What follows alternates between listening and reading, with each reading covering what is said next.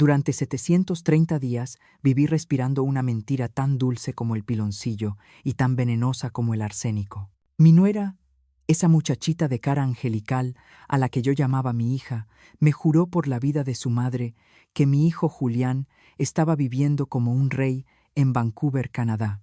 Me decía que estaba construyendo rascacielos de cristal ganando dólares y respirando el aire puro del primer mundo para darme una vejez digna. Y yo, doña Carmen, una viuda de 68 años que se persigna cada vez que pasa frente a una iglesia, le creí. ¿Por qué iba a dudar? Vivía aferrada a esas fotos editadas que me mandaban por WhatsApp y a la esperanza de que mi sacrificio valía la pena. Pero esa burbuja de jabón estalló una mañana de jueves en el mercado de Coyoacán entre el olor a cilantro fresco y carne cruda. La realidad no me golpeó con suavidad. Me atropelló como un camión sin frenos, cuando un muchacho desconocido con la gorra calada hasta los ojos y temblando como si tuviera fiebre, me clavó una mirada de terror y me puso una caja de cartón en las manos. Sus palabras fueron un susurro helado que me congeló la sangre. «Escóndalo, señora. No lo abra aquí. Y por lo que más quiera no le diga a nadie que fui yo, o esa mujer nos mata a los dos». Aquel jueves el cielo de la Ciudad de México estaba gris pesado como una losa de concreto sobre nuestras cabezas. Recuerdo cada segundo porque fue el último día que fui la doña Carmen ingenua. Estaba en el puesto de siempre peleando 2 pesos por el kilo de jitomates de esos que ya están medio magullados, los que compramos las viejas que contamos las monedas para que la pensión alcance. Mi bolsa de mandado estaba raída. Me lastimaba el hombro, pero yo no me quejaba. Ahorraba cada centavo porque Sofía, mi nuera, me decía que las transferencias desde Canadá eran carísimas y complicadas. De pronto sentí ese toque en el hombro. Al girarme vi al muchacho. No tendría más de 25 años, flaco. Con el uniforme de repartidor le quedaba grande. «¿Usted es la madre del ingeniero Julián?», me preguntó, y vi en sus ojos el pánico de un animal acorralado. «Soy yo», respondí, sintiendo un nudo en la garganta. «Le pasó algo a mi hijo, un accidente en la nieve». Mis manos llenas de manchas de la edad empezaron a temblar, pero él no contestó. Me empujó la caja contra el pecho. Pesaba más que la culpa. No tenía remitente, solo mi nombre escrito con un plumón negro grueso y urgente. «Es suyo. Léalo sola. Dios la bendiga, doña Carmen». Y desapareció entre la multitud que compraba chicharrón y nopales, dejándome allí parada abrazada a esa caja como si fuera una bomba de tiempo a punto de detonar en mis manos. Antes de continuar, te pido algo sencillo. Si esta historia toca tu corazón en algún momento, suscríbete al canal. Aquí ningún dolor se cuenta en vano. No me atreví a abrirlo ahí. El miedo tiene un olor metálico que se te pega al paladar y yo lo sentía en la boca. Caminé rápido hacia la parada del pecero ignorando el dolor de mis rodillas. Ya no vivía en mi hermosa casa de Coyoacán, esa de paredes amarillas y bugambilias que construí con mi difunto esposo. No. Ahora mi hogar era un departamento de interés social en la colonia Doctores, un 4º piso sin elevador, donde las paredes eran tan delgadas que podía escuchar cómo el vecino borracho insultaba a su mujer cada noche. Un lugar donde las patrullas suenan más fuerte que las campanas de la iglesia. Sofía me había convencido de mudarme allí temporalmente, mientras ellos arreglaban los papeles de la venta de mi casa para invertir en Canadá. Llegué a mi departamento, cerré los 3 cerrojos y bajé las persianas. Puse la caja sobre la mesa de formica que cojeaba de una pata. Mis manos sudaban frío. Tuve que usar el cuchillo del pan para romper la cinta adhesiva que parecía haber sido puesta con rabia. Al abrir las solapas de cartón, lo primero que vi no fue dinero ni un regalo extranjero. Fue un reloj, un Citizen, con carátula dorada con la correa de piel ya gastada por el uso. Se me escapó un gemido que resonó en el silencio del cuarto. Ese reloj se lo compramos a Julián el día que se graduó de ingeniero civil. Mi esposo vendió su camioneta para pagarlo. Al reverso, todavía se leía la inscripción: «Para mi orgullo, con amor, papá y mamá». ¿Por qué me lo devolvía? ¿Por qué estaba en una caja sucia en lugar de en su muñeca mientras dirigía obras en Vancouver?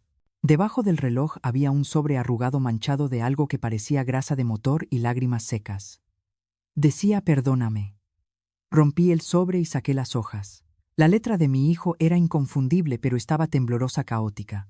Empecé a leer y sentí como si el piso se abriera bajo mis pies para tragarme entera. Mamá, si estás leyendo esto es porque ya no aguanto el asco que siento por mí mismo. Soy un cobarde un poco hombre.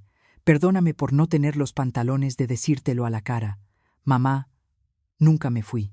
No existe Canadá. No hay contrato en Vancouver. Todo es una mentira. Llevo 2 años viviendo a 5 kilómetros de ti. Tuve que sentarme porque las piernas me fallaron. No hay Canadá. Las videollamadas que nunca funcionaban. Por mala señal las fotos borrosas. Volví a leer buscando entender, pero cada palabra era un latigazo. Sofía me obligó a elegir. Me dijo que eras una vieja metiche, que tu presencia en la casa nos asfixiaba, que tenías mamitis, y que si no te sacábamos de ahí, ella me dejaría. Ella inventó lo de Canadá, para que aceptaras vender la casa y mudarte. Me dijo que era la única forma de salvar nuestro matrimonio. Pero mamá, la verdad es mucho peor. La noche que tú te fuiste a la Doctores con tus cajitas y tu Virgen de Guadalupe, ella cambió la cerradura. Me echó a la calle una semana después. Me dijo que yo era un mediocre, que no servía para nada. El aire me faltaba. Me llevé la mano al pecho. Sofía, esa mujer que se persignaba en misa, esa mosquita muerta que me llamaba madre, me había engañado para robarme mi casa y luego había desechado a mi hijo como basura. Pero, ¿dónde estaba Julián? ¿Cómo había sobrevivido 2 años? Lo perdí todo, mamá. La dignidad, la carrera, todo. Vivo en un cuarto compartido en la colonia obrera arriba de un taller mecánico. Trabajo de repartidor de comida en una moto vieja. No te he buscado porque me muero de vergüenza. ¿Cómo voy a mirarte a los ojos y decirte que te traicioné por una mujer que se ríe de nosotros? Esos 2,000 pesos que te manda Sofía al mes son para callarte, para que no vayas a la casa, porque ella sigue viviendo en nuestra casa de Coyoacán, mamá, pero no vive sola. Y aquí vino el golpe final, el que me rompió el corazón, y al mismo tiempo lo convirtió en piedra. Ella vive ahí con Mauricio. Sí, el tipo de la inmobiliaria, el que nos ayudó con los papeles. Ya estaban juntos desde antes. Se están gastando tu dinero viviendo en tu recámara, durmiendo en tu cama mientras tú te pudres en ese departamento y yo reparto pizzas bajo la lluvia. Te devuelvo el reloj porque es lo único de valor que me queda. Véndelo, compra comida decente. Y olvídate de mí. No merezco ser tu hijo. La carta cayó de mis manos. Mauricio, ese hombre con sonrisa de tiburón y trajes brillantes, ese desgraciado estaba durmiendo bajo el techo que mi esposo levantó ladrillo a ladrillo. Estaban viviendo su luna de miel sobre mis sacrificios mientras yo comía frijoles. Y mi hijo, mi ingeniero, era un fantasma en su propia ciudad. El dolor fue tan agudo que pensé que me daría un infarto ahí mismo. Lloré. Lloré como una niña gritando al vacío de ese departamento miserable. Lloré por los 2 años perdidos, por el hambre que pasé para ahorrar, por la estupidez de confiar ciegamente. Pero luego, entre las lágrimas, miré el espejo del tocador barato. Vi mis arrugas, mi cabello blanco, mis ojos rojos, y recordé quién era yo. Yo soy Carmen. Yo crié a ese muchacho sola cuando enviudé. Yo levanté esa casa vendiendo tamales y cosiendo ajeno. Me sequé las lágrimas con el dorso de la mano. La tristeza se fue evaporando, dejando paso a una furia caliente, una rabia volcánica que me enderezó la espalda. Ellos creen que soy una vieja inútil. Creen que pueden tirar a mi hijo a la basura y encerrarme a mí en un gueto. Se equivocaron de víctima. Me levanté y caminé hacia la cocina. Tomé un plumón negro que tenía para marcar las fechas de caducidad de la leche. Fui a la pared justo al lado de la puerta de entrada y escribí 3 nombres en letras mayúsculas grandes y feas: Sofía, Mauricio, Julián. Julián también estaba en la lista, no por maldad sino por cobarde, por haber permitido que humillaran a su madre. Pero a él lo rescataría primero. A los otros dos los iba a hacer desear no haber nacido. Miré el reloj Citizen en la mesa. No lo iba a vender. Me lo puse en la muñeca. Me quedaba grande, bailaba en mi huesudo brazo, pero sentí su peso como una armadura. Se acabó la doña Carmen, buena gente, dije en voz alta, y mi voz sonó ronca, peligrosa. Mañana mismo empieza la cacería. Agarré mi monedero. Me quedaban 300 pesos. Suficiente para el pasaje y para comprar un poco de dignidad. Salí del departamento azotando la puerta. Iba a buscar a mi hijo al infierno si era necesario, y después iba a recuperar mi paraíso, aunque tuviera que quemarlo todo para sacar a las ratas. Todavía puedo cerrar los ojos y oler mi casa de Coyoacán. No olía a viejo ni a encierro como le gustaba decir a Sofía arrugando esa nariz operada suya. Olía a vida, olía a la canela del café de olla que yo preparaba religiosamente a las 7 de la mañana, olía a tierra mojada cuando regaba mis bugambilias, y mis geranios olía a la cera de las veladoras de mi altar. Era una casa grande, sí, quizás demasiado grande para una viuda sola, con sus muros de adobe grueso pintados de amarillo colonial, y ese patio interior donde la luz del sol jugaba a las escondidillas entre las hojas de los árboles. Mi esposo y yo dejamos la piel en esos muros. Cada ladrillo fue pagado con privaciones, con horas extra, con el sueño de dejarle un patrimonio sólido a nuestro único hijo. Nunca imaginé que ese mismo patrimonio sería la soga con la que me ahorcarían. Dicen que uno no sabe lo que tiene hasta que lo pierde, pero yo sí sabía lo que tenía. Lo que no sabía era que dormía con el enemigo bajo mi propio techo. Todo comenzó hace 3 años cuando Julián trajo a Sofía a vivir con nosotros después de la boda. Al principio, ella era la imagen de la prudencia. «Ay, doña Carmen, qué casa tan hermosa, parece un museo», me decía con esa vocecita chillona que usaba para engatusarme. Pero poco a poco el veneno empezó a gotear. Era sutil como una gotera que no notas hasta que el techo se te viene encima. Empezó con quejas pequeñas. «Huele mucho a humedad en la sala. No le hace daño a sus pulmones, suegra. O esta zona se está poniendo muy peligrosa. Ayer asaltaron a la vecina de la esquina, me da terror que Julián llegue tarde». ¿Eran mentiras piadosas o eso creía yo, diseñadas para sembrar el miedo en mi corazón de vieja? Pero la verdadera estocada llegó una noche de domingo durante la cena. Sofía apenas tocó su plato de mole, decía que la comida mexicana le inflamaba y soltó la bomba con la precisión de un francotirador. «Julián y yo tenemos una oportunidad única, suegra», dijo, tomando la mano de mi hijo sobre la mesa. Julián bajó la vista, incapaz de mirarme a los ojos. Ahí debí sospechar. Mi hijo siempre fue transparente como el agua, y esa noche estaba turbio. Nos ofrecieron un contrato en Vancouver, una constructora internacional, dólares, ciudadanía canadiense, seguridad, todo lo que este país ya no nos puede dar. Yo sentí un frío en el estómago. «¿Y se van a ir?», pregunté con un hilo de voz. Sofía sonrió, esa sonrisa que no le llegaba a los ojos. «Nos vamos todos, doña Carmen. O bueno, ese es el plan a largo plazo. Pero para llegar allá necesitamos capital. Mucho capital». Y entonces soltó la frase que selló mi destino. «Tenemos que vender esta casa. Es demasiado vieja, requiere mucho mantenimiento y es un activo muerto. Necesitamos liquidez para invertir en nuestro futuro, en su futuro también, porque allá usted vivirá como reina. Si alguna vez te has sentido invisible dentro de tu propia familia, si has sentido que toman decisiones por ti como si fueras un mueble viejo, quédate conmigo y suscríbete. ¿Desde qué ciudad de México nos estás acompañando? Escríbelo en los comentarios. Me encantaría saber quién está aquí conmigo escuchando lo que callamos las madres. La manipulación fue una obra maestra del teatro. Durante semanas, Sofía me taladró el cerebro. Me decía que el mercado inmobiliario iba a colapsar, que si no vendíamos ahora, no nos darían ni un peso después. Me decía que Julián estaba deprimido por la falta de oportunidades en México, que yo era egoísta si lo ataba a 4 paredes viejas. Y Julián, mi pobre Julián convertido en un títere, solo repetía lo que ella le escribía en el guión. «Mamá es lo mejor. Allá te llevaremos en cuanto tengamos los papeles. Vas a ver la nieve, vas a tener servicio médico de primer mundo». Finalmente, agotada y llena de culpa, cedí. Acepté venderles la casa a ellos, firmar un traspaso de propiedad para que ellos pudieran gestionar la venta con inversores extranjeros y usar el dinero para el viaje y la instalación. El precio fue ridículo, simbólico. Prácticamente se la regalé. «Es para que todo quede en familia, suegra, para no pagar tantos impuestos», me dijo ella guiñando un ojo. Qué estúpida fui. No estaba evitando impuestos, estaba firmando mi propia sentencia de indigencia.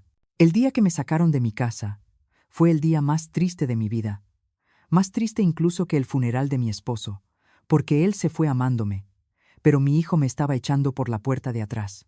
«Es temporal, mamá», me decía Julián mientras cargaba mis cajas a la camioneta de mudanzas. No me miraba.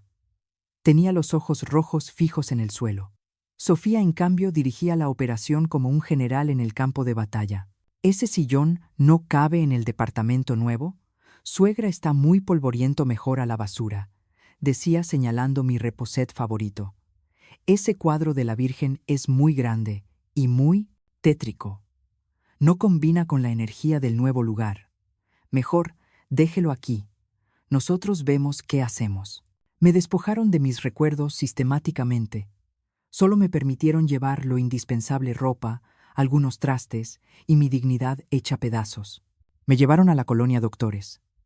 Cuando el taxi se detuvo frente a ese edificio despintado con grafitis en la fachada y rejas oxidadas en las ventanas, sentí que me faltaba el aire. Aquí, pregunté, horrorizada. «Es lo que hay por ahora, suegra», respondió Sofía revisando su manicura impecable. «Los departamentos bonitos están carísimos y necesitamos ahorrar cada centavo para el viaje a Canadá. Además, es céntrico. Y total, usted casi no sale, ¿verdad?». Me instalaron en ese cuarto piso sin elevador. El departamento olía a encierro, a humedad rancia y a la grasa de la cocina del vecino. Las paredes estaban manchadas. El piso era de loseta fría, de esa que te congela los huesos en invierno. «No se ponga sentimental, doña Carmen», me dijo Sofía, antes de irse dándome un beso al aire que ni siquiera rozó mi mejilla. «Piense que es un sacrificio por el éxito de su hijo. En 6 meses la mandamos traer. Aguante vara, aguante vara». Esa frase retumbó en mi cabeza la primera noche que pasé sola en ese agujero. Me senté en el borde de la cama escuchando las sirenas de las ambulancias que pasaban por el eje central, y lloré hasta quedarme seca. Me sentía desechable, como un trapo viejo que se usa para limpiar la suciedad y luego se tira al rincón más oscuro para que no estorbe a la visita. Pero lo que más me dolía no era la pobreza del lugar, sino la frialdad de la despedida. Julián me abrazó rápido, tenso, como si mi cuerpo quemara. Sofía ni siquiera volteó a ver el edificio cuando se subieron al coche. Arrancaron y me dejaron ahí entre extraños con mi vida reducida a 4 cajas de cartón. Durante esos 2 años, la mentira se sostuvo con alfileres. Sofía venía una vez al mes, siempre con prisas, siempre mirando el reloj, siempre quejándose del tráfico. Me traía 2,000 pesos en efectivo, mi propia limosna, y me contaba maravillas de Canadá. «Julián no pudo venir hoy, está cerrando un trato millonario por Zoom», decía. «Ya casi tenemos los papeles para su visa, suegra, no se desespere». Me mostraba fotos en su celular, ellos dos abrigados con chamarras caras, fondos de montañas nevadas, restaurantes lujosos. Yo las miraba con mis ojos cansados, tratando de encontrar la felicidad en la cara de mi hijo, pero siempre lo veía borroso, lejano. «¿Y por qué no me llama?», preguntaba yo. «Ay, suegra, las tarifas internacionales son un robo y el internet allá en la montaña falla mucho». «Pero él la ama, ¿eh? La ama mucho». Era todo un montaje. Una puesta en escena cruel y meticulosa.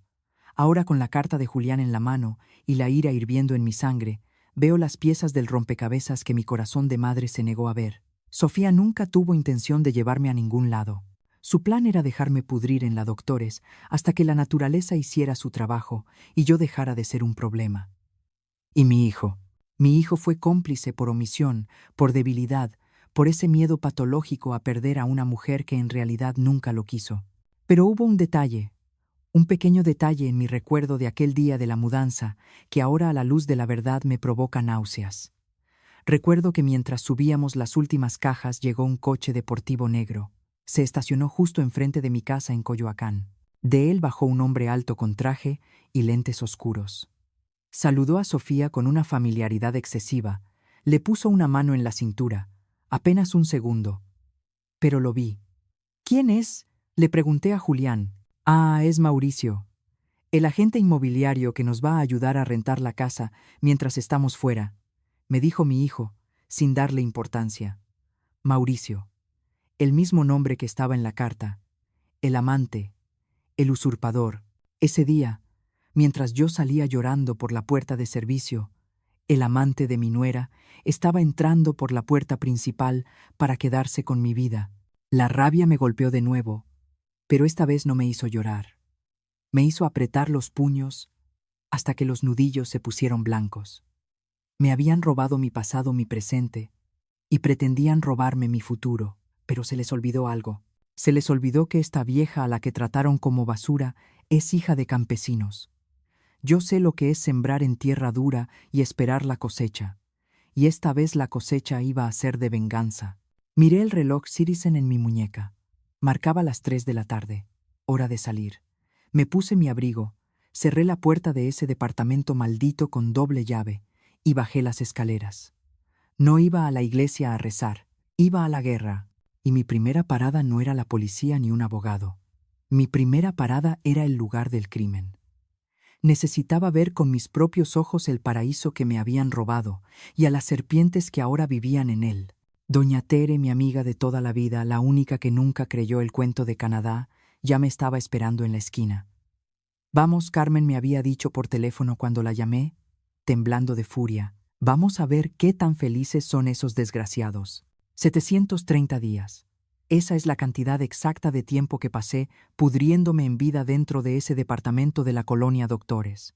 Si cierro los ojos, todavía puedo sentir la humedad pegándose a mis pulmones, ese frío húmedo que se te mete en los huesos y no se quita ni con 3 cobijas de lana. 730 mañanas despertando, no con el canto de los pájaros de mi jardín en Coyoacán, sino con el rugido del motor de la vecina del 302 y los gritos del vendedor de gas. Gas, gas, gas. Gritaba a las 7 en punto. Y ese grito era mi despertador, mi recordatorio diario de que ya no era doña Carmen, la respetada matriarca de una familia decente, sino una vieja, arrumbada en un cuarto piso, sin elevador, esperando la muerte o una llamada de Canadá que nunca llegaba. Vivía contando los pesos literalmente. Mi pensión de viudez era una miseria que apenas cubría la renta inflada de ese cuchitril, así que dependía totalmente de la ayuda que Sofía y mi hijo prometieron enviarme. No se preocupe por nada, suegra, me había dicho ella con esa sonrisa de plástico el día que me dejó ahí tirada. Nosotros nos encargamos de todo. Usted solo descanse. Descansar. Qué palabra tan cruel. Descansar significaba mirar las manchas de moho en el techo, que parecían mapas de países que nunca visitaría. Descansar significaba comer frijoles de la olla 6 días a la semana y huevo el domingo como un lujo. Descansar significaba remendar mis medias viejas porque no tenía dinero para comprar nuevas. La realidad de mi economía era brutal. De los millones que supuestamente valía mi casa, yo no veía ni un centavo. Sofía me había explicado con términos financieros complicados que yo no entendía que el dinero estaba invertido en un fideicomiso de alto rendimiento en Vancouver y que no se podía tocar por 2 años para no perder los intereses. Así que yo, la dueña de una fortuna inmobiliaria, tenía que sobrevivir con los 2,000 pesos en efectivo que ella me traía una vez al mes. 2,000 pesos. Eso es lo que ella se gastaba en un almuerzo con sus amigas, pero para mí tenía que durar 30 días. El día 10 de cada mes se convirtió en mi calvario personal. Era el día de la visita. Yo me levantaba temprano, barría y trapeaba ese piso de loseta barata hasta sacarle brillo. Me ponía mi mejor vestido, el azul marino que usé en el bautizo de un sobrino hace 10 años, y me sentaba a esperar. Sofía siempre llegaba tarde. Siempre. A veces 1 hora, a veces 3. Y cuando finalmente escuchaba el claxon de su camioneta allá abajo, mi corazón de madre tonta daba un vuelco de alegría, pensando que quizás traía noticias de Julián, que quizás hoy sí me llevarían con ellos. Pero luego ella subía las escaleras y el sonido de sus tacones caros resonando en el pasillo de concreto era como el sonido de un verdugo acercándose al cadalso. Entraba al departamento arrugando la nariz como si hubiera pisado excremento. «Ay, suegra, qué olor tan peculiar tiene este edificio, ¿verdad?», decía sin saludar, dejando su bolso Louis Vuitton sobre mi mesa de formica rayada. Ese bolso costaba más que todo lo que yo tenía en la alacena para 1 año. Se sentaba en la orilla de la silla sin recargarse, como si tuviera miedo de contagiarse de mi pobreza. «¿Cómo está, doña Carmen? Se ve cansada. Se ha estado tomando sus vitaminas». «Vitaminas. Si apenas me alcanzaba para las tortillas». «Estoy bien, hija», mentía yo, tragándome el orgullo. «¿Y Julián? ¿Cómo está mi muchacho? ¿Por qué no vino?». Y ahí empezaba la función de teatro. «Ay, suegra, Julián está destrozado de tanto trabajo. Pobrecito, no para.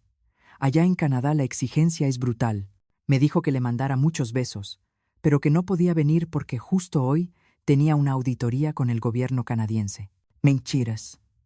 Todo eran mentiras. Ahora sé que mientras ella me decía eso, mi hijo probablemente estaba repartiendo pizzas bajo la lluvia en la colonia Narvarte, a unas cuadras de ahí, o peor, estaba encerrado en algún cuartucho, llorando su desgracia. Pero en ese momento yo le creía. Quería creerle. Necesitaba creerle para no volverme loca. Lo más insultante venía después. Ella sacaba su celular último modelo con una pantalla más grande que mi televisor viejo y empezaba a pasar las fotos. Mire, suegra, aquí estamos en Whistler esquiando. Vea qué nieve tan hermosa. Yo me ponía mis lentes de fondo de botella y miraba la pantalla. Veía a Sofía radiante con un traje de esquí blanco y Peluche en la capucha sonriendo con una copa de champaña en la mano. Pero, Julián. Julián siempre salía borroso o de espaldas, o con gafas de esquí y bufanda que le tapaban toda la cara. Es que no le gusta posar. Ya sabe cómo es de Grinch, se reía ella. Yo acariciaba la pantalla intentando sentir el calor de mi hijo a través del vidrio frío. ¿Está comiendo bien?, preguntaba yo con un nudo en la garganta. Se ve muy flaco. Es el estilo de vida fit, suegra. Allá todos son delgados. No se preocupe. Luego llegaba el momento del dinero. Sofía abría su cartera de piel suave, sacaba un sobre blanco y me lo tendía con la punta de los dedos. Aquí tiene lo del mes, suegra. Disculpe que sea poco, pero el tipo de cambio está fatal y las transferencias nos están matando con las comisiones. Julián dice que se apriete un poquito el cinturón este mes, que ya vendrán tiempos mejores. Yo tomaba el sobre con mis manos temblorosas sintiendo la humillación quemándome la cara. Mi propio dinero, el fruto de mi casa, me lo daban como si fuera una limosna, como si me estuvieran haciendo un favor. Gracias, hija, susurraba yo odiándome por ser tan mansa. Dile a Julián que no se preocupe, que yo me arreglo. Y ella sonreía satisfecha de haber cumplido con su obra de caridad mensual. Se levantaba sacudiéndose una pelusa imaginaria de su falda y se iba dejándome sola con mi miseria y 2,000 pesos para sobrevivir 30 días más. Hubo una noche hace unos 6 meses que la soledad casi me mata. Me dio una gripe muy fuerte, de esas que te tiran en la cama con fiebre y dolor de cuerpo. No tenía medicina. No tenía quien me hiciera un té. Me sentía tan mal que pensé que me iba a morir ahí mismo y que me encontrarían días después por el olor. En mi delirio de fiebre, marqué el número de Sofía. Bueno, contestó ella con música fuerte de fondo y risas de hombre. ¿Qué pasa, suegra? Son las 11 de la noche. Hija, me siento muy mal, logré decir entre dientes que castañeaban. Tengo mucha fiebre, necesito un doctor. Hubo un silencio al otro lado de la línea. La música bajó de volumen. Un doctor, ay, suegra, no sea exagerada. Seguro es un resfriado. Tómese un té de canela y duérmase. Además, ahorita no podemos gastar en médicos privados, ya sabe que el capital está invertido. Vaya al Seguro Popular mañana si sigue mal. Y me colgó. Me dejó ahí ardiendo en fiebre, negándome ayuda con mi propio dinero. Esa noche, entre sudores fríos y alucinaciones, algo se rompió dentro de mí. No fue el corazón, fue la venda de los ojos. Empecé a recordar detalles que mi mente había bloqueado. El olor a perfume de hombre, en la ropa de Sofía, que no era el de mi hijo.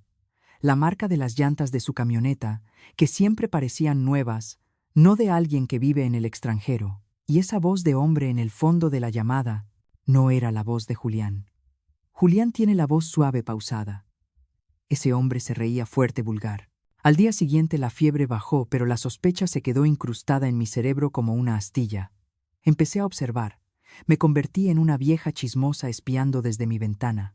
Noté que Sofía a veces no venía en la camioneta sino en un Uber. Noté que las fotos que me mandaba tenían fechas extrañas en los metadatos. Mi sobrino me enseñó a ver eso una vez. Y sobre todo noté la mirada de lástima de doña Tere cuando iba a visitarme. «¿Seguro que están en Canadá, Carmen?», me preguntaba ella, «porque mi nieta dice que vio a alguien igualita a tu nuera en Plaza Satélite la semana pasada». Yo lo negaba. Defendía la mentira, porque aceptar la verdad dolía demasiado. Pero la duda es como el moho, una vez que empieza, se extiende hasta pudrirlo todo. 730 días de ser tratada como un estorbo. 730 días de comer sobras. 730 días de esperar una llamada que nunca iba a llegar. ¿Y todo para qué? Para descubrir que mientras yo contaba monedas para comprar un bolillo, ellos estaban brindando con mi vino en mi comedor. Para descubrir que mi sacrificio no era para el futuro de mi hijo, sino para financiar los lujos de una trepadora y su amante. La carta de Julián fue la llave que abrió la jaula, pero la rabia que siento ahora, esa rabia es la gasolina que me va a mover. Ya no soy la viejita que espera sentada, ahora soy la dueña de mi destino. Y Dios se apiade de ellos porque yo no lo haré. Miré mi reflejo en el espejo roto del baño, ya no vi a la víctima de la doctores. Vi a Carmen, la mujer que una vez sacó a una familia adelante sola y que está a punto de hacerlo de nuevo. Me ajusté el rebozo. Agarré mi bolsa del mandado que ahora llevaba algo más pesado que verduras llevaba la verdad y salí a la calle. Doña Tere me esperaba. Íbamos a Coyoacán, íbamos a ver el infierno con nuestros propios ojos. La decisión de no ir a la policía esa misma tarde fue la primera muestra de mi nueva naturaleza. La Carmen de antes, la que rezaba el rosario a las 6 y pedía perdón por pisar una hormiga, hubiera corrido a la comisaría, llorando a moco tendido, suplicando ayuda. Pero esa Carmen se había quedado encerrada en el departamento de la doctores, custodiando un reloj viejo. La mujer que bajó las escaleras ese día tenía el corazón blindado y la mente fría de un general. Sabía por instinto y por las telenovelas que veía con doña Tere que si iba a las autoridades sin pruebas contundentes, Sofía se reiría en mi cara. Diría que soy una vieja senil que me invento cosas que la casa es suya legalmente porque yo misma firmé esa maldita venta. No. Necesitaba ver. Necesitaba confirmar con mis propios ojos que el infierno existía y que tenía código postal en Coyoacán. Llamé a doña Tere. Ella es mi comadre, mi confesora, y a veces mi conciencia. Cuando le conté lo de la carta y el paquete, hubo un silencio largo al otro lado de la línea, seguido de una serie de maldiciones tan coloridas que hubieran hecho sonrojar a un marinero. Voy para allá, comadre. Y no voy sola, llevo el catálogo de Avon y unos lentes oscuros. Vamos a ver a esa víbora. Tere llegó media hora después, con la cara lavada de quien va a la guerra y una bolsa llena de productos de belleza caducados. Si nos preguntan, estamos vendiendo puerta a puerta, Carmen. Nadie sospecha de dos viejitas vendiendo cremas. Somos invisibles para gente como ella. Tenía razón. A los ojos de Sofía y su mundo de plástico, nosotras éramos parte del paisaje como los árboles o los botes de basura. El trayecto empecero hacia Coyoacán fue un viaje en el tiempo. Cada calle, cada esquina me traía recuerdos. Ahí estaba la panadería donde compraba los bolillos calientes para Julián. Allá estaba el parque donde le enseñé a andar en bicicleta. Sentí que el pecho se me abría en dos. ¿Cómo pude permitir que me arrancaran de mi propia vida? Cuando finalmente doblamos la esquina de mi calle, me detuve en seco. Mis piernas se negaban a dar un paso más. Ahí estaba, mi casa, mis muros amarillos, mis bugambilias trepando por la reja. Pero algo había cambiado. Ya no se sentía mía. Había un aire de ostentación vulgar, que antes no existía. En la entrada donde yo solía tener macetas de barro con geranios humildes, ahora había unas esculturas modernas de metal oxidado que parecían chatarra cara. Y estacionado frente al portón bloqueando la banqueta con total impunidad, había un coche deportivo rojo brillante. Un convertible. «Mira eso», susurró Tere, agarrándome del brazo con fuerza. «¿Ese coche de quién es?» «Porque de Julián no es, y con 2,000 pesos que te mandan tampoco creo que sea de los ahorros». Nos acercamos despacio pegadas a la pared del vecino como dos ladronas en nuestro propio barrio. El corazón me latía en la garganta un tambor frenético que amenazaba con delatarme. Al llegar frente a la reja, escuché algo que me hirvió la sangre. Risas. Música. No música suave, sino ese reggaetón machacón que hace vibrar los vidrios. Eran las 11 de la mañana de un martes. ¿Quién hace una fiesta a esa hora? ¿Quién que supuestamente está trabajando duro para sobrevivir en el extranjero tiene tiempo para fiestas? Me asomé por entre los barrotes cubiertos de enredadera. Lo que vi me quitó el aire. En mi jardín, en ese jardín sagrado donde yo hablaba con mis plantas, habían montado una carpa blanca. Había una parrilla enorme de acero inoxidable humeando, una de esas que cuestan una fortuna, y alrededor de una mesa llena de botellas de licor estaba ella. Sofía, pero no la Sofía recatada que me visitaba con blusas de cuello alto. Esta mujer llevaba un bikini diminuto y una salida de baño transparente, lentes de sol enormes y una copa de vino en la mano. Se reía con la cabeza echada hacia atrás, una risa de dueña y señora de quien sabe que ha ganado la lotería sin comprar el boleto. Y junto a ella, abrazándola por la cintura con una familiaridad que me dio náuseas, estaba Mauricio, el agente inmobiliario, el amigo. Llevaba una camisa desabotonada hasta el ombligo y se veía más gordo, más grasiento, más satisfecho de sí mismo. «Salud, mi amor», gritó Mauricio, alzando su copa. «Por los negocios redondos y por las suegras pendejas que firman sin leer». Sofía soltó una carcajada estridente y le dio un beso en la boca largo sucio allí mismo frente a mis rosales. Sentí que las rodillas me fallaban. Doña Tere tuvo que sostenerme para que no cayera al suelo. Por las suegras pendejas. Brindaban por mi estupidez. Celebraban mi ruina en mi propia casa bebiendo alcohol comprado con el dinero que le robaron a mi hijo. Quise gritar. Quise entrar rompiendo la reja y arrastrarlos por el pelo. Pero Tere me tapó la boca con su mano. No, Carmen. No, me susurró al oído con voz dura. Si entras ahora te sacan con la policía. Dirán que estás loca, que eres una intrusa. Tienes que ser más lista. Tienes que aguantar. Tragué mi grito. Tragué mi bilis. Pero necesitaba ver más. Necesitaba confirmar hasta dónde llegaba la profanación. «¿Vamos a tocar?», le pregunté a Tere. Ella asintió. «Vamos a venderles cremas, comadre. Vamos a verles la cara de cerca». Nos acomodamos los rebozos, nos pusimos los lentes oscuros y caminamos hacia la puerta principal. Tere tocó el timbre. Ding dong. El sonido de siempre, pero ahora sonaba a sentencia. La música bajó de volumen. Escuchamos pasos arrastrados, quejas. «¿Quién chingados molesta a esta hora?», gritó la voz de Mauricio desde adentro. «Voy yo, amor». «Seguro es paquetería». «Pedí unos zapatos nuevos», respondió Sofía. La puerta se abrió. Y ahí estaba, a medio metro de mí. Olía a bloqueador solar caro y a tequila. Me miró a través de sus lentes oscuros, con esa mueca de fastidio que la gente rica reserva para los pobres. No me reconoció. Claro que no. Para ella doña Carmen era una viejita que vestía de luto y olía a naftalina, no una vendedora ambulante con gorra y chaleco. Yo había cambiado en estos 2 años. El dolor te cambia la cara, te afila los rasgos.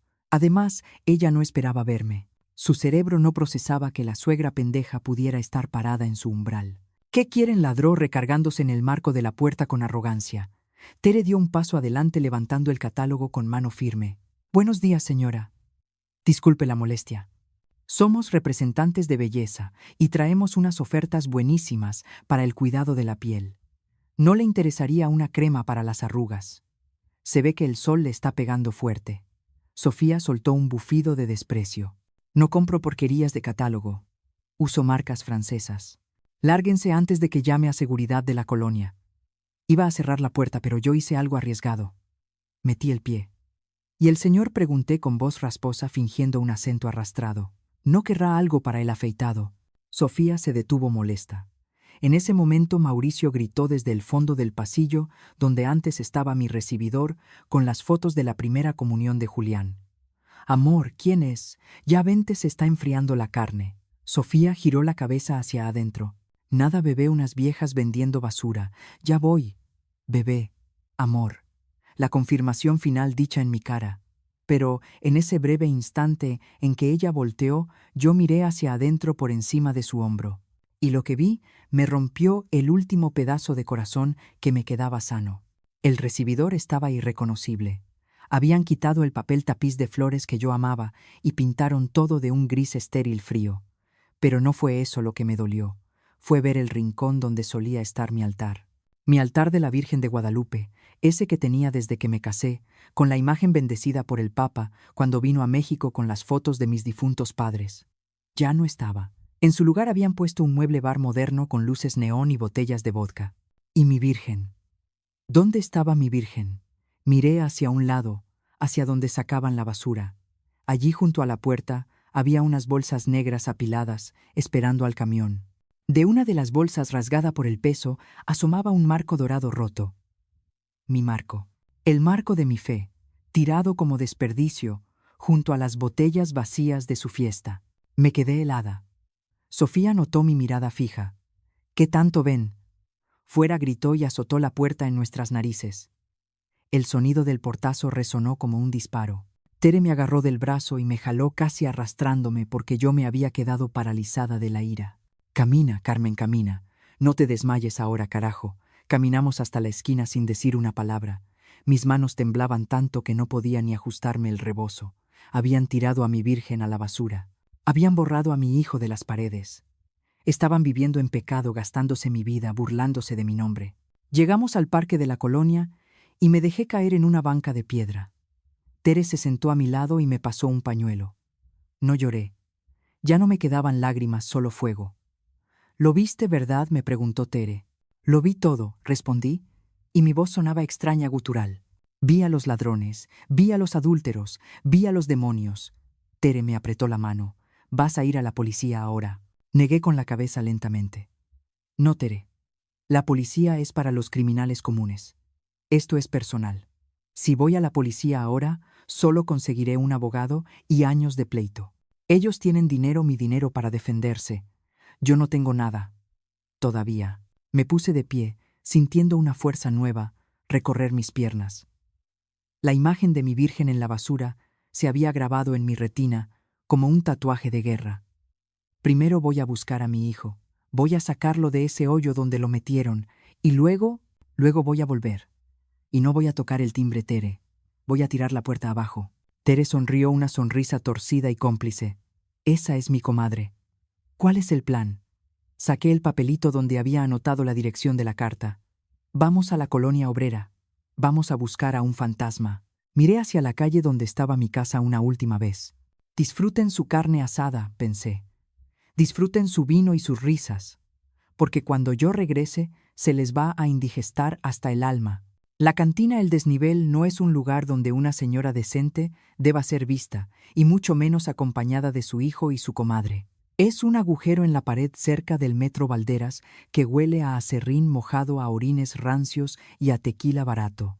Pero ahí en la mesa del fondo, bajo una luz amarilla que parpadeaba como si tuviera taquicardia, estaba nuestra única esperanza, el licenciado Sandoval. Lo llamaban el Tlacuache, porque era feo gris y sobrevivía a base de basura, pero decían que era el abogado más astuto de la ciudad si lograbas atraparlo antes de su tercera copa. Cuando entramos, él estaba dormitando frente a una cerveza a medio terminar. Tenía el traje manchado de mole y la corbata desajustada.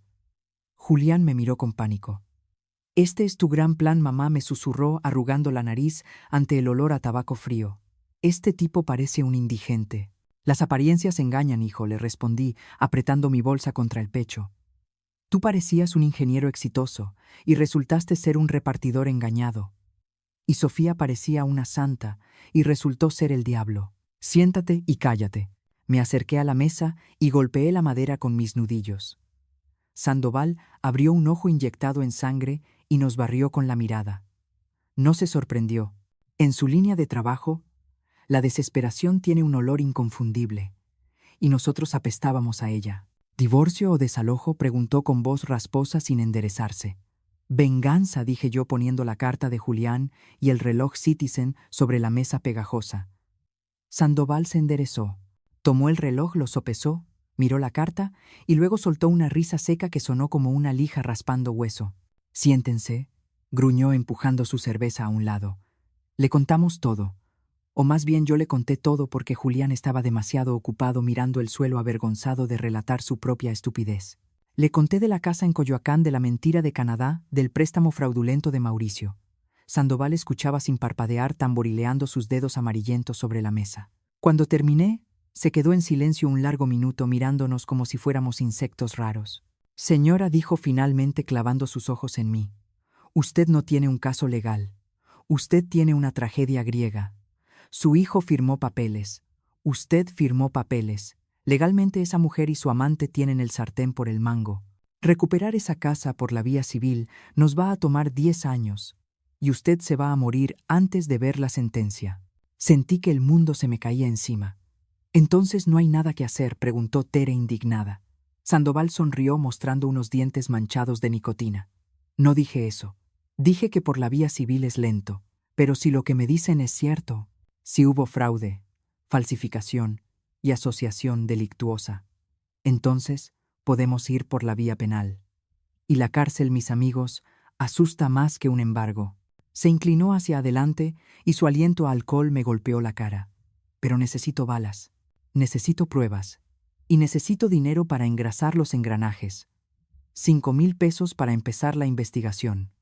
Y otros 20,000 si encontramos algo sólido». Julián bajó la cabeza. «No tenemos ese dinero». Yo metí la mano en mi pecho, saqué el fajo de billetes envuelto en un pañuelo bordado y lo puse sobre la mesa. Eran mis ahorros del entierro. 30,000 pesos que había guardado centavo a centavo durante 10 años para no ser una carga cuando muriera. «Aquí está». Dije con voz firme, aunque por dentro me estaba despidiendo de mi ataúd de madera fina. Es todo lo que tengo. Si fallamos, me tirarán en una fosa común. Pero prefiero que me coman los gusanos en la tierra a que esa mujer se coma mi dignidad en vida. Sandoval miró el dinero, me miró a mí, y por primera vez vi respeto en sus ojos de borracho. Guardó el dinero en su saco sucio. Deme 2 semanas, doña Carmen. Voy a escarbar en la basura de esa gente. Y créame, el tlacuache siempre encuentra la podredumbre. Escuchar hasta el final es el primer paso para no callar más. Si estás del lado de la verdad, deja tu like ahora mismo. ¿Cómo reaccionarías tú en el lugar de Julián viendo a tu madre gastar el dinero de su propio funeral para salvarte? ¿Te perdonarías?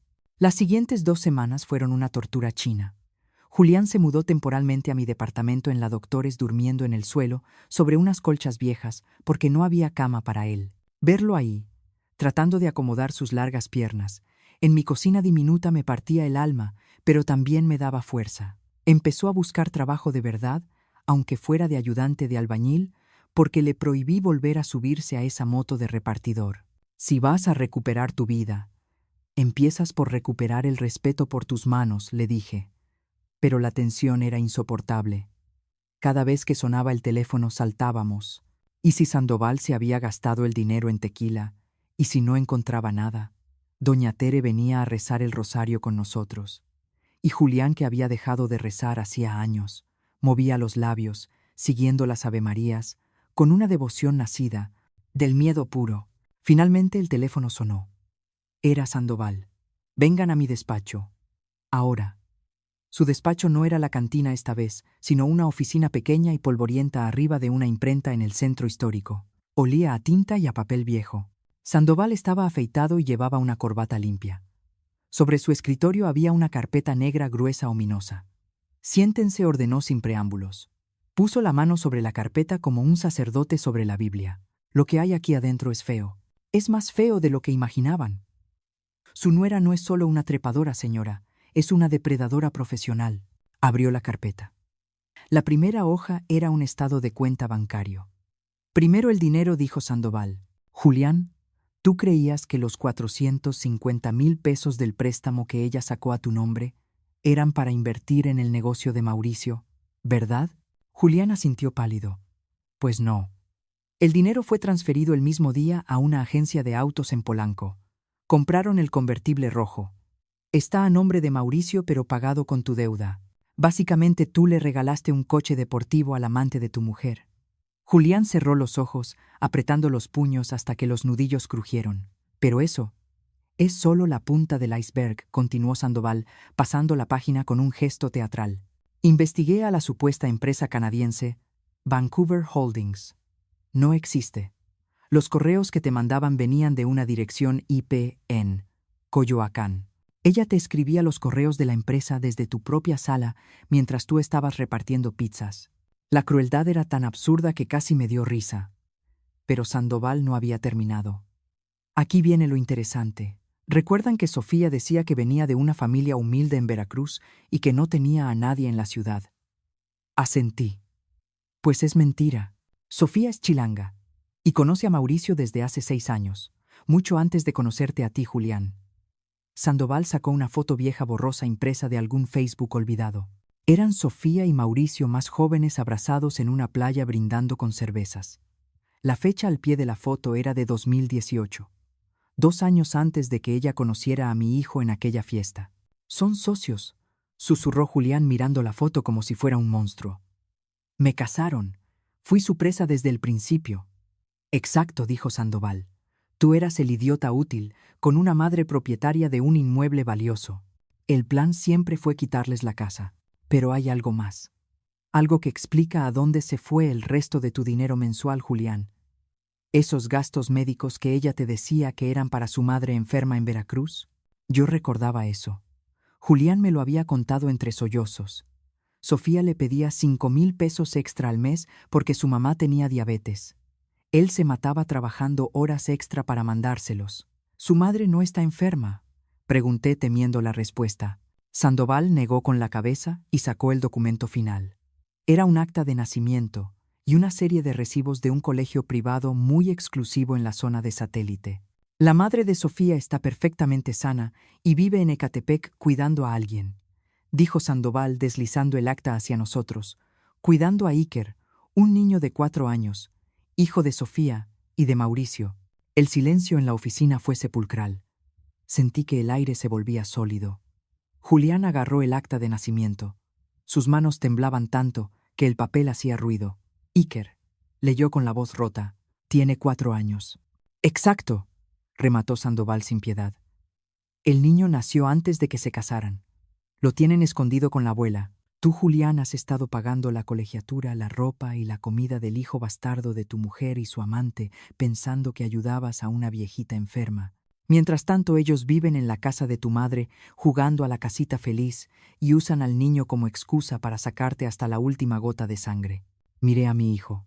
Pensé que iba a gritar, que iba a romper algo, pero no hizo nada. Se quedó inmóvil mirando ese papel como si fuera su sentencia de muerte. Su cara pasó del rojo de la vergüenza al blanco de la comprensión total. No solo le habían robado el dinero y la casa, le habían robado su hombría, su bondad, su fe en la gente. Lo habían convertido en el padrastro pagador de un niño que ni siquiera sabía que existía. Esto es. Julián no pudo terminar la frase. Se levantó de la silla, caminó hacia la ventana y vomitó. Vomitó bilis y dolor. Yo no me moví. Me quedé mirando la foto de ese niño inocente Iker, que no tenía la culpa de nada, pero que era la prueba viviente de la maldad de sus padres. Sandoval encendió un cigarro llenando la oficina de humo azul. Ahí lo tienen. Fraude procesal, falsificación de documentos, y si le rascamos bien hasta trata de personas o abandono de menor si demostramos que lo tienen escondido. Con esto no solo recuperamos la casa, con esto los metemos al reclusorio norte por una buena temporada. Me miró a través del humo. ¿Qué quiere hacer doña Carmen? ¿Negociar o destruir? Me levanté despacio. Mis piernas ya no me dolían. Mi espalda ya no estaba encorvada. Miré a Julián que se limpiaba la boca con el dorso de la mano, con una mirada que ya no era de tristeza, sino de puro odio frío. Julián, le dije. Él se giró. Ya no era el muchacho asustado de la colonia obrera. Era otra cosa. Límpiate, le ordené. Y guarda esa acta de nacimiento. Es nuestro boleto de entrada. Me volví hacia Sandoval. No vamos a negociar, licenciado. Vamos a cenar. Quiero que prepare una demanda penal, pero no la presente todavía. Primero quiero verles la cara cuando sepan que lo sabemos todo. Quiero ver cómo se les borra esa risa de la cara. ¿Y cómo piensa hacer eso?, preguntó Sandoval curioso. Sofía cumple años la próxima semana, dije recordando la fecha que antes celebraba con pastel y regalos. Le vamos a dar una fiesta sorpresa. Una que nunca va a olvidar. Salimos del despacho del licenciado Sandoval con el acta de nacimiento de ese niño Iker, quemándome las manos dentro de la bolsa. Afuera la Ciudad de México rugía con su tráfico habitual de las 6 de la tarde, pero yo sentía un silencio sepulcral a mi alrededor. Era el silencio de mi hijo. Julián caminaba a mi lado, pero ya no arrastraba los pies como el vagabundo que encontré en la colonia obrera. Caminaba rápido con la mandíbula tan apretada que podía verle palpitar el músculo de la mejilla. En sus ojos ya no había vergüenza ni miedo, había una frialdad que me asustó. Dicen que no hay nada más peligroso que un hombre bueno cuando pierde la fe, y mi Julián acababa de perder su religión entera. Sofía no solo le había roto el corazón, se había burlado de su inteligencia, de su hombría y de su bondad, usando a un niño inocente como herramienta de extorsión. Julián, le dije tocándole el brazo cuando llegamos a la esquina. ¿Estás bien? Él se detuvo y me miró. Su voz sonó como grava triturada. Mamá, durante 2 años pagué el parto, la leche y el kinder del hijo de su amante, pensando que le salvaba la vida a mi suegra. Cada vez que ella me decía, mi mamá necesita insulina, yo trabajaba un turno doble bajo la lluvia. Y ellos se reían en mi cama. Escupió al suelo con asco. No estoy bien. Estoy listo. Regresamos a mi departamento en la Doctores, convertidos en un comando de guerra. Ya no éramos madre e hijo, éramos cómplices. Esa noche el licenciado Sandoval nos había dado una instrucción clara antes de despedirnos entre nubes de humo de cigarro barato. El acta de nacimiento es una bomba atómica, sí, pero es una copia. Para clavarlos por fraude procesal y mandarlos a la sombra 10 años, necesito los originales. Necesito el contrato privado que firmaron con la inmobiliaria fantasma. Necesito los estados de cuenta originales donde se ve la ruta del dinero. Y todo eso apuesto mi licencia está en la caja fuerte de la casa de Coyoacán. Tienen que entrar. Y tienen que hacerlo antes de que ellos se huelan algo. Entrar. Parecía fácil decirlo, pero Sofía había cambiado las cerraduras, instalado cámaras y puesto una alarma monitoreada. Mi casa se había convertido en una fortaleza impenetrable custodiada por la traición. Nos sentamos alrededor de la mesa coja de mi cocina. Julián sacó un cuaderno y empezó a dibujar el plano de la casa.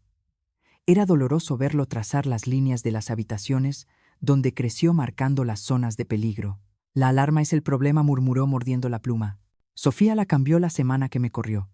Si entramos y suena la policía llega en 5 minutos. Y si nos agarran adentro pasamos de víctimas a delincuentes por allanamiento de morada. Yo miré el dibujo. No te sabes la clave, tú viviste ahí con ella. Julián soltó una risa amarga. Ella nunca me la dio. Decía que yo era muy distraído y que la iba a activar por error. Ella siempre manejaba el teclado. Decía que era una fecha especial. Se quedó callado de golpe. Sus ojos se abrieron como platos iluminados por una epifanía macabra. La fecha, susurró Julián golpeando la mesa. Ella siempre usa la misma contraseña para todo. Para el celular, para el banco y seguramente para la alarma. ¿Qué fecha?, pregunté. Nuestro aniversario no es porque ya probé. Julián buscó en su bolsillo la copia del acta de nacimiento de Iker. No es nuestro aniversario, mamá. Es el cumpleaños del niño. 14 de febrero. Día del amor y la amistad. ¡Qué ironía! No. El día que nació el hijo de su engaño es la clave que protege su mentira. 1402. Esa era la llave. Sofía era tan arrogante, tan segura de su impunidad, que usaba la fecha de nacimiento de su hijo secreto como contraseña en la casa que le robó a su marido estéril. Era una burla final, un chiste privado entre ella y Mauricio cada vez que desactivaban la alarma. Pero tener el código no era suficiente. Necesitábamos saber cuándo la casa estaría vacía. Y ahí fue donde entró doña Tere, mi espía de confianza. Al día siguiente, Tere llegó a mi departamento con la cara roja por la caminata y una noticia que nos aceleró el pulso a todos. «Carmen, tenemos problemas», dijo, tomando aire. «Hoy pasé por la casa para vender mis productos y vi algo que no te va a gustar». «¿Qué viste?», pregunté sintiendo un hueco en el estómago. Vi a un hombre poniendo un letrero en la reja. Un letrero grande rojo. Tere hizo una pausa dramática como si le doliera decirlo. «¿Se vende? ¿Trato directo? ¿Entrega inmediata?» El mundo se detuvo. «Se vende». «Ya no pueden venderla», dijo Julián poniéndose pálido. «Los papeles todavía están a nombre de mamá en el registro público, aunque haya un contrato privado. A menos que hayan falsificado mi firma para un poder notarial irrevocable», terminé yo la frase sintiendo cómo la presión me subía a la cabeza. Sandoval tenía razón. Eran depredadores. Sabían que la mentira de Canadá no podía durar para siempre. Y querían liquidar el activo, agarrar los millones y desaparecer antes de que Julián regresara. Entrega inmediata significaba que ya tenían comprador o que estaban desesperados por efectivo. El tiempo se nos había acabado. No podíamos esperar a planear el golpe perfecto. Tenía que ser ya. En ese momento, el celular de Julián sonó. Era un teléfono barato de prepago que había comprado para el trabajo. En la pantalla parpadeaba un nombre que nos heló la sangre. Mi amor. Era ella. Sofía estaba llamando. Julián se quedó mirando el teléfono como si fuera una serpiente venenosa. «¿Qué hago?», preguntó con el pánico volviendo a sus ojos por un segundo. «Contesta», le ordené agarrándole la muñeca con fuerza. «Contesta. Y sé el hombre que ella cree que eres. Sé el idiota sumiso. Necesitamos saber dónde están». Julián respiró hondo, cerró los ojos, transformó su cara de odio en una máscara de sumisión y contestó poniendo el altavoz. «Bueno, Sofía, mi amor». Su voz tembló pero sonó convincente. «Julián, por fin contestas, inútil», la voz de Sofía chilló a través del altavoz tan clara y mandona como siempre. De fondo se escuchaba ruido de secadoras de pelo y música pop. Estaba en un salón de belleza. «¿Dónde estás? Te mandé 3 mensajes. Necesito que me deposites 5,000 pesos extra hoy mismo. A mi mamá le subieron la medicina y no me alcanza con lo que dejaste». Julián apretó el puño tan fuerte que sus nudillos se pusieron blancos.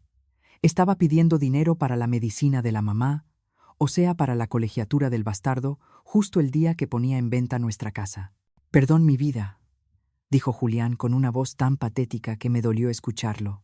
Es que la señal aquí en la obra está fatal. Oye, pero no tengo liquidez, ahorita me pagan hasta el viernes. No puedes usar la tarjeta de crédito. La tarjeta está topada, estúpido, gritó ella. Eres un bueno para nada. Te vas a Canadá y ni así sirves. Mira, no me importa qué hagas. Pide prestado, roba, pero necesito ese dinero mañana.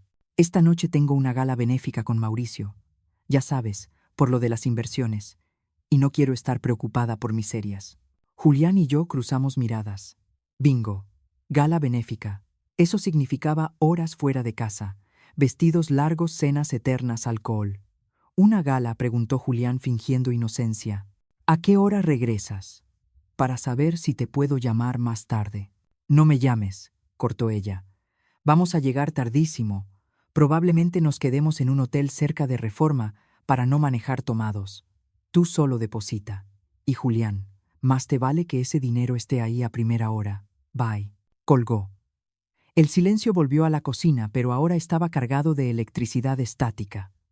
Julián dejó el teléfono sobre la mesa con tanta delicadeza que parecía de cristal. Luego levantó la vista y sonrió.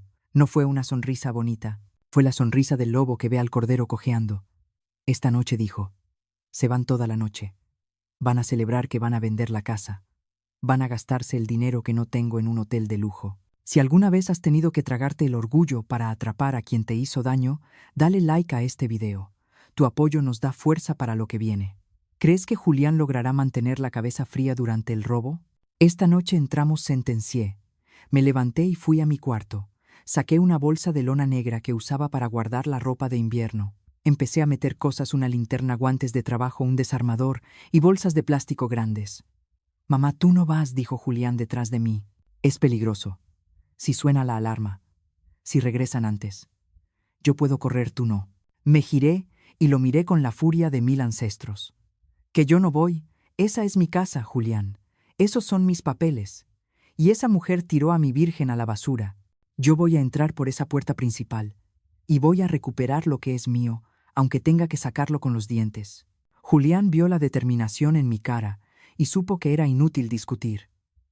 Está bien, asintió. Pero si algo sale mal, tú sales corriendo y me dejas ahí. Promételo. No prometí nada. Las madres no abandonan a sus hijos en el campo de batalla. Pasamos la tarde en un estado de nerviosismo febril. Comimos poco. Repasamos el plan 100 veces. 1402 para la alarma. Caja fuerte en el closet principal. Julián sabía que la combinación de la caja fuerte era el aniversario de bodas de los padres de Sofía, otra fecha que ella consideraba sagrada. Salir por el patio trasero, si llegaba la policía. A las 9 de la noche nos vestimos de negro. Yo me puse unos pantalones cómodos y unos tenis que no usaba desde hacía años. Me quité el reloj Citizen y lo dejé en la mesa. Por si no vuelvo, pensé, pero sacudí la cabeza. El fracaso no era una opción. Salimos a la calle. La noche estaba oscura y sin luna perfecta para dos ladrones que iban a robar su propia vida de vuelta. Subimos a un taxi. A Coyoacán, le dijo Julián al chofer. El viaje fue silencioso. Yo iba rezando un Ave María tras otro, pidiéndole perdón a Dios por lo que iba a hacer, pero también pidiéndole que cegara a los vecinos y silenciara a los perros. Al llegar a la esquina de mi calle bajamos. El coche deportivo rojo no estaba. La casa estaba a oscuras, una mole silenciosa, que guardaba secretos y traiciones. Nos acercamos a la reja. El letrero de "Se vende" brillaba bajo la luz de la farola como una herida abierta. Julián sacó unas cizallas que habíamos comprado en la ferretería. El candado de la reja no era el original. Lo habían cambiado. Aquí vamos, susurró. El sonido del metal cortándose sonó como un disparo en la noche quieta. La reja cedió. Entramos al jardín. Mi corazón latía tan fuerte que sentía que se me iba a salir por la boca. Estábamos dentro.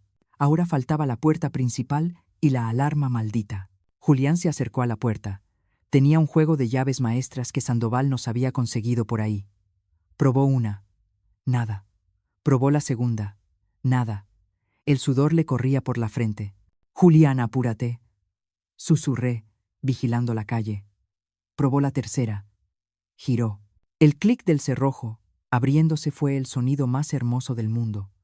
Empujó la puerta.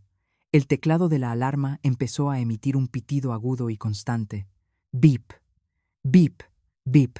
Teníamos 30 segundos antes de que la sirena despertara a medio Coyoacán y la policía viniera por nosotros. Julián corrió al teclado. Sus dedos temblaban. 1, 4, 0, 2, murmuró. Presionó los botones. El pitido se detuvo. La luz cambió de rojo a verde. Silencio. Estábamos adentro. El olor a perfume barato de Sofía y a tabaco de Mauricio nos golpeó la cara. Encendí mi linterna. El haz de luz iluminó el recibidor vacío, las paredes grises, el mueble bar vulgar. Sentí ganas de llorar, pero las reprimí.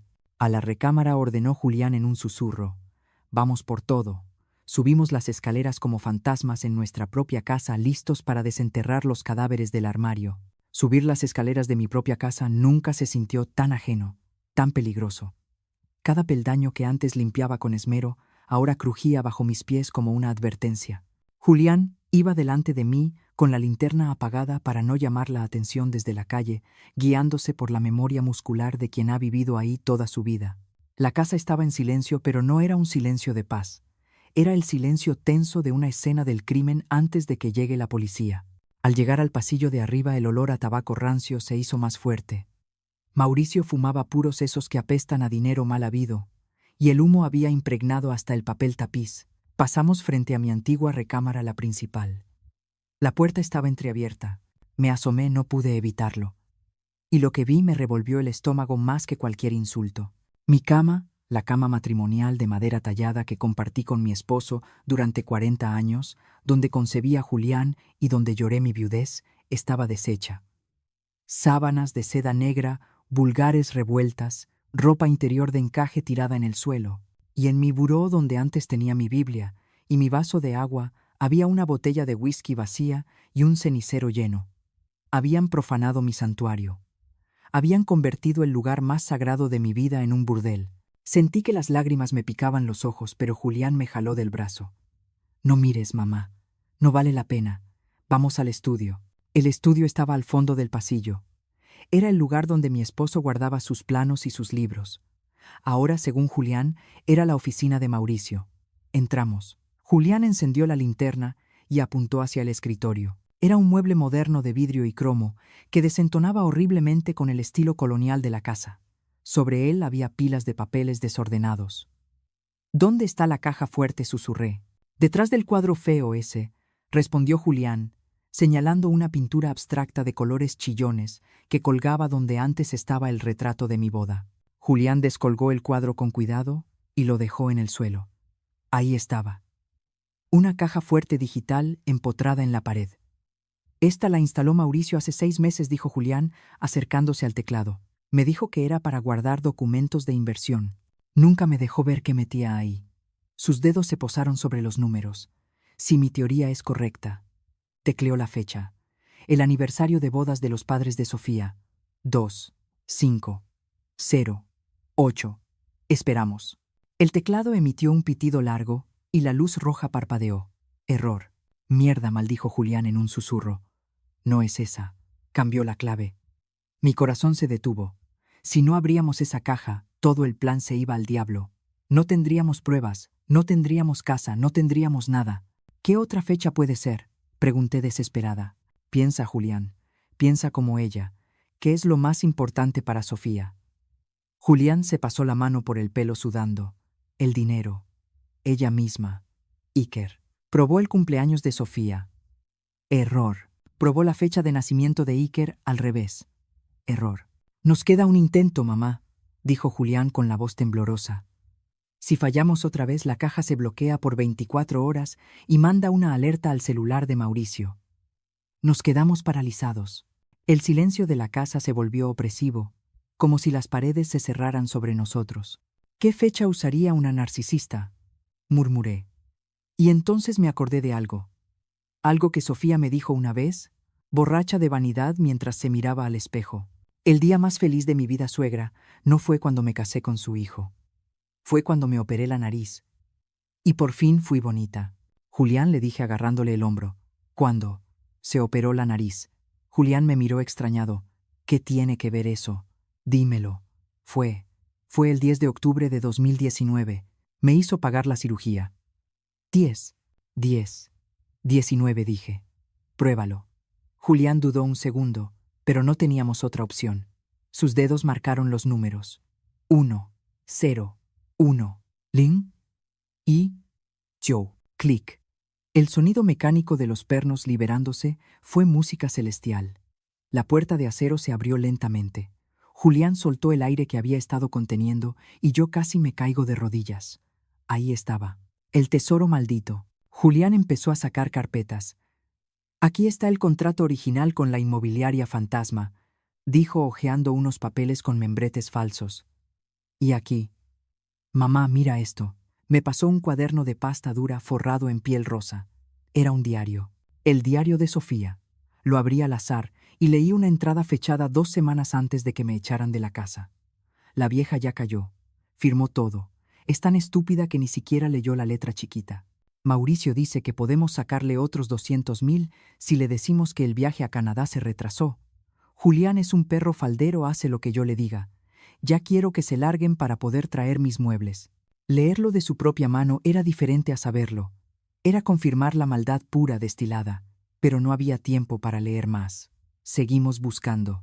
Encontramos los estados de cuenta originales, los recibos de la colegiatura de Iker, pagados con la tarjeta de Julián y hasta las facturas del hotel donde se quedaban cuando supuestamente iban a congresos. Pero lo más importante estaba al fondo de la caja debajo de unos fajos de billetes dólares, seguramente robados de la venta de mis joyas. Era una carpeta azul que decía Plan B. Julián la abrió. Sus ojos se llenaron de lágrimas de rabia. Mamá, es un testamento, dijo con la voz estrangulada. Un testamento. Sí, un testamento a tu nombre, falsificado, donde me desheredas a mí por ingratitud y le dejas la casa a Sofía. Sentí que la sangre se me helaba. ¿Me iban a matar? Ese era el plan final. Esperar a que me muriera de hambre o de tristeza en la doctores y luego aparecer con un testamento falso para quedarse con todo legalmente. Son unos asesinos, susurré. Son unos asesinos en potencia. Vámonos, dijo Julián, metiendo todo en la bolsa de lona. Tenemos lo que necesitamos para refundirlos en la cárcel por el resto de sus vidas. Cerramos la caja fuerte, volvimos a colgar el cuadro horrible y bajamos las escaleras corriendo. Pero la suerte, esa amante caprichosa, decidió darnos un último susto. Cuando llegamos a la planta baja, vimos luces. Luces de faros barriendo la sala a través de las cortinas. Un coche se estaba estacionando en la entrada. ¿Regresaron?, preguntó Julián con el pánico, deformándole la cara. No puede ser. Dijeron que se quedaban toda la noche. Nos asomamos por una rendija de la cortina. No era el coche rojo de Mauricio. Era una patrulla de policía.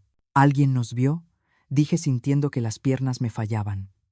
Doña Tere dijo que el vecino de enfrente es muy chismoso. La patrulla se detuvo frente a la reja. 2 oficiales bajaron alumbrando con linternas hacia la casa.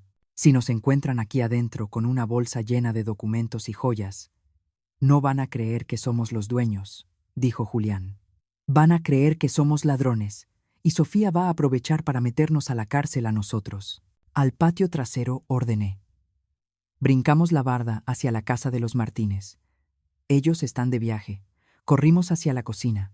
Escuchamos cómo los policías golpeaban el portón de metal con sus toletes. Policía, abran. Salimos al patio trasero donde mis macetas estaban secas y muertas por falta de agua.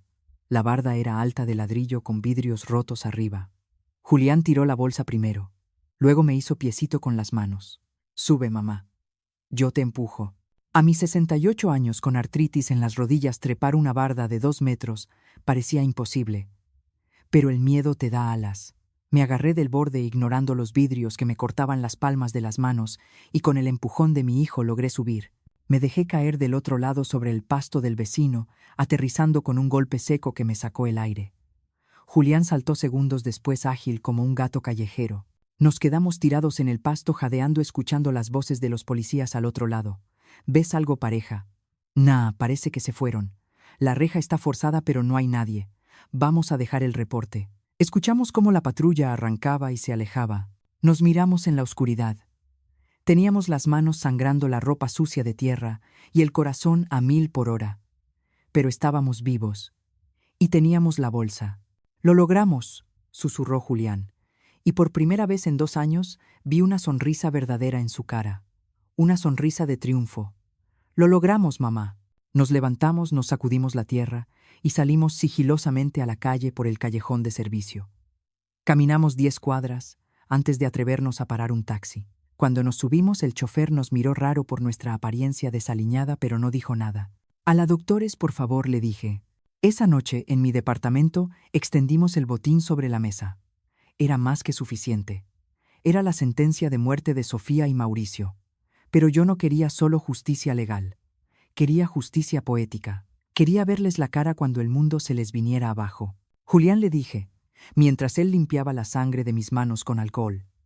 «Mañana llamas a Sofía». «¿Para qué?» «Dile que quieres firmar el divorcio. Dile que estás cansado de pelear, que aceptas tus errores y que quieres dejarle el camino libre. Dile que quieres hacerlo bien como gente civilizada». Julián me miró confundido. «¿Por qué haría eso?» «Porque la vamos a invitar a cenar», respondí con una sonrisa que no llegó a mis ojos. «Le vas a decir que quieres firmar los papeles en un lugar bonito para cerrar el ciclo. Invítala al restaurante La Hacienda de los Morales. El más caro, el más elegante. Dile que tú invitas, que conseguiste un préstamo». Y Mauricio preguntó: «Que vaya también». «Dile que necesitas que él esté presente como testigo y para pedirle perdón por haber sido un estorbo». Julián empezó a entender. Su sonrisa se ensanchó. «Van a caer redonditos. Su ego es tan grande que no van a sospechar nada. Pensarán que estoy derrotado». «Exacto», dije acariciando la carpeta azul del testamento falso. «Les vamos a dar la mejor cena de sus vidas.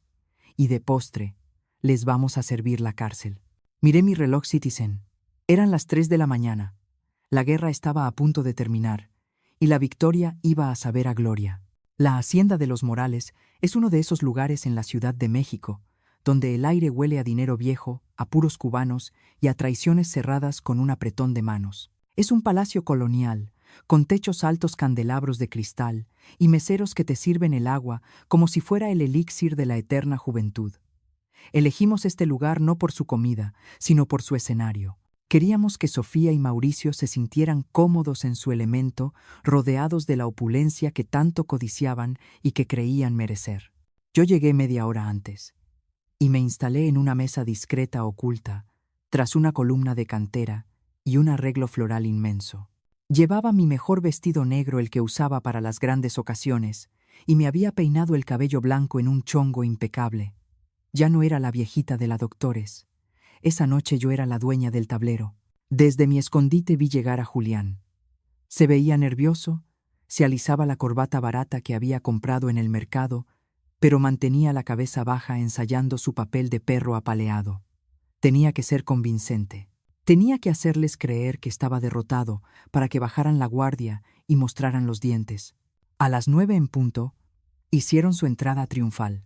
Sofía caminaba como si fuera la dueña del restaurante, con un vestido rojo escarlata que gritaba «Mírame, tacones de aguja», y el bolso de diseñador que había comprado con mis ahorros colgando del brazo. Mauricio iba a su lado pavoneándose con un traje azul brillante y ese reloj ostentoso que seguramente también pagamos nosotros. Se sentaron frente a Julián con una arrogancia que me revolvió el estómago. Vi cómo Mauricio ni siquiera saludó. Simplemente tomó la carta de vinos y empezó a hojearla con desdén. Sofía, en cambio, le dedicó a mi hijo una sonrisa llena de lástima fingida. «Hola, Julián», dijo, y su voz llegó hasta mi mesa melosa y falsa. «Qué bueno que elegiste este lugar. Por fin tienes un poco de clase, aunque me sorprende que te alcance. Vendiste la moto». Ese comentario fue el primer aguijonazo. Burlarse de la pobreza del hombre al que ella misma había arruinado. Julián tragó saliva, bajó la mirada y murmuró: «Pedí un préstamo. Quería que esto fuera civilizado». Mauricio soltó una carcajada seca.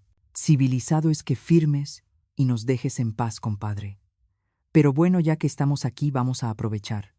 Chasqueó los dedos para llamar al mesero, un gesto tan vulgar que contrastaba con su traje caro. «Tráenos una botella de Chateau Margaux. Y que no esté picado, ¿eh?». Pidieron lo más caro del menú escamoles, cortes de carne importados, postres flameados. Estaban celebrando mi funeral financiero y querían que mi hijo pagara la cuenta con dinero que no tenía. Yo apretaba la servilleta bajo la mesa visualizando el momento en que esa sonrisa de suficiencia se les congelaría en la cara. La cena transcurrió entre humillaciones sutiles. Sofía hablaba de sus planes de redecorar su casa, de tirar las paredes que a mí tanto me gustaban para hacer un concepto abierto. Mauricio se jactaba de sus negocios inmobiliarios, que no eran más que estafas disfrazadas. Julián aguantaba, asentía, se hacía pequeño en la silla. ¿Y tu mamá?, preguntó Sofía en un momento limpiándose la comisura de los labios con la servilleta de lino. Sigue en ese cuchitril de la doctores. Deberías decirle que se busque un asilo del gobierno. Ya está muy grande para vivir sola. Y la verdad, Julián, no pensamos seguir manteniéndola cuando vendamos la casa. Ese dinero es nuestro. ¡Nuestro! La palabra resonó como un disparo. Ni siquiera tuvieron la decencia de fingir preocupación. Me querían en un asilo de caridad para poder gastarse mi patrimonio en viajes y coches. Sentí que era el momento. La ira ya no era fuego, era hielo. Me levanté despacio, alicé mi vestido y caminé hacia su mesa. El sonido de mis pasos fue amortiguado por la alfombra, así que no me vieron hasta que estuve parada justo detrás de la silla de Mauricio. «Buenas noches», dije con voz clara y potente. «Espero que los escamoles estén buenos. Dicen que saben mejor cuando se pagan con dinero robado». El silencio que cayó sobre la mesa fue absoluto. Sofía se atragantó con su vino. Mauricio se giró tan rápido que casi tira la botella. Julián levantó la vista y por primera vez en la noche sonrió. «Doña Carmen», balbuceó Sofía poniéndose pálida bajo el maquillaje. «¿Qué hace usted aquí, Julián? ¿Por qué trajiste a tu madre? Dijiste que esto era entre nosotros». «Y lo es», respondí jalando una silla de la mesa contigua y sentándome en la cabecera, presidiendo la mesa como la matriarca que soy. «Somos familia, ¿no? Y las familias se cuentan todo, hasta los secretos más sucios. El desenlace está cerca. Quédate conmigo hasta el final para entenderlo todo. Quiero saber, ¿estás de acuerdo con la frialdad de Julián al llevarlos a la trampa o crees que debería haberlos enfrentado antes? Deja tu opinión en los comentarios». Mauricio intentó recuperar la compostura. Se aflojó el nudo de la corbata y me miró con desprecio. «Mire, señora, no sé qué teatro es este, pero aquí venimos a firmar el divorcio y la cesión de derechos. Si no le gusta, váyase a rezar». Julián ya aceptó que perdió. Saqué de mi bolsa el sobremanila abultado que habíamos rescatado de la caja fuerte. Lo puse sobre el mantel blanco con suavidad, casi con cariño. «Julián no perdió nada, Mauricio. Julián acaba de encontrar algo muy interesante». Empujé el sobre hacia el centro de la mesa. «¿Qué es esto?», preguntó Sofía mirando el paquete con desconfianza. «Ábrelo», la reté. «Es tu regalo de despedida». Con manos temblorosas, Sofía abrió el sobre. Lo primero que sacó fue la foto ampliada de Iker, su hijo secreto. El niño sonreía en la foto con el uniforme del colegio caro que Julián había pagado. Sofía soltó la foto como si quemara. Su cara se transformó en una máscara de terror puro. Mauricio vio la foto y se quedó petrificado con la copa de vino a medio camino de la boca. «Es un niño hermoso», dije con crueldad deliberada. «Se parece mucho a su padre, a Mauricio. Lástima que su madre sea una mentirosa que lo usa para extorsionar a su marido». Sofía intentó hablar, pero solo salieron ruidos ahogados. «¿Cómo? ¿Cómo consiguieron esto?» «Cállate», siseó Mauricio, mirando alrededor para ver si alguien nos escuchaba. «Esto es ilegal. Es invasión de privacidad». «Ilegal», intervino Julián, y su voz ya no era la de un perro apaleado, sino la de un lobo. «Ilegal es falsificar mi firma en un préstamo bancario por 450,000 pesos. Ilegal es crear una empresa fantasma en Canadá. Ilegal es falsificar un testamento para matar a mi madre en vida». Julián sacó el resto de los documentos del sobre y los esparció sobre la mesa sobre los platos de comida fina. El contrato privado entre los amantes, los estados de cuenta, el testamento falso, el diario de Sofía. Cada papel era una bofetada. Cada documento era un clavo en su ataúd. «Leí tu diario, Sofía», dijo Julián inclinándose hacia ella. «Leí cómo te burlabas de mí, cómo me llamabas perro faldero, cómo planeabas mi ruina paso a paso». Sofía empezó a llorar, pero esta vez no era actuación. Era miedo, miedo real, visceral. Miró a Mauricio buscando ayuda, pero el tiburón de los negocios Se había convertido en un pez, boqueando fuera del agua. Estaba sudando a chorros manchando el cuello de su camisa cara. Esto se puede arreglar, tartamudeó Mauricio. Podemos llegar a un acuerdo. Julián, hermano, no te precipites. Hermano Julián se rió y el sonido fue aterrador. Tú te acostaste con mi mujer en mi cama. Tú viviste en mi casa. Tú te gastaste mi dinero. Y ahora quieres negociar. Me levanté de la silla. Me sentía gigante. No hay negociación, sentencié. Se acabó la fiesta. Se acabó la casa en Coyoacán. Se acabó el coche rojo. Se acabaron los viajes. Me incliné sobre la mesa, mirando a Sofía a los ojos, disfrutando ver cómo se encogía en su asiento. Disfruta tu cena, querida. Cómetelo todo. Porque es la última comida decente que vas a probar en mucho tiempo. En la cárcel la comida es muy distinta. No pueden hacernos esto, gritó Sofía, perdiendo el control, atrayendo las miradas de las mesas vecinas. La casa es mía. Yo la vendí. Tengo papeles. Papeles falsos, respondí tranquila. Y lo mejor de todo es que no estamos solos. Hice una señal discreta hacia la entrada del restaurante. Ahí parado junto al maitre estaba el licenciado Sandoval. Pero no venía solo. Detrás de él había 2 oficiales de policía judicial con órdenes de aprehensión en la mano, y junto a ellos, un reportero de nota roja que Sandoval había invitado para cubrir el evento. Estamos en un punto sin retorno, le susurré a Sofía. Tienes 2 opciones: salir de aquí esposada, y con la prensa tomándote fotos, o firmar ahora mismo la devolución de la casa y la confesión del fraude ante el notario que está esperando en el privado de allá atrás. Tú eliges, hija. Sofía miró a los policías, miró al reportero, miró a Mauricio, que ya estaba buscando una salida de emergencia con la mirada dispuesto a abandonarla como a una rata. Se dio cuenta de que estaba sola, completamente sola. Voy a firmar, sollozó, derrotada, humillada, destruida. Sabía que entrarías en razón, dije. Pero antes, paguen la cuenta. Yo no invito a traidores. Me di la vuelta y caminé hacia Sandoval, dejando atrás a los 2 buitres desplumados llorando sobre sus platos de escamoles fríos. La justicia, pensé, sabe mejor que cualquier banquete. El camino desde la mesa del restaurante hasta el salón privado donde nos esperaba el notario fue el paseo más corto y a la vez el más largo de la vida de Sofía. Caminaba arrastrando los pies con el rímel corrido, manchándole las mejillas, destruyendo esa imagen de perfección que tanto le había costado construir a base de mentiras y dinero ajeno.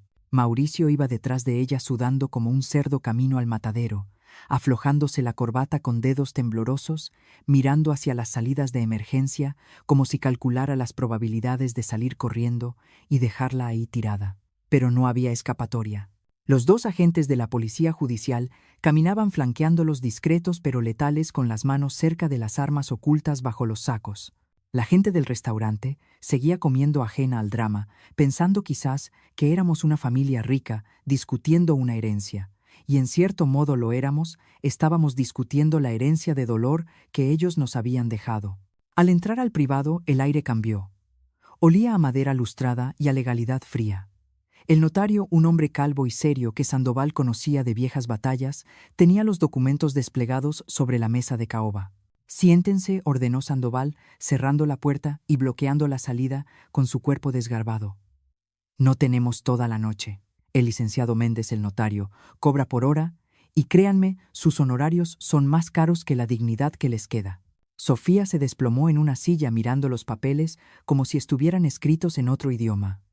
¿Qué es esto?, susurró con voz quebrada. Es tu rendición incondicional, respondió Julián, parado detrás de mí como un guardaespaldas.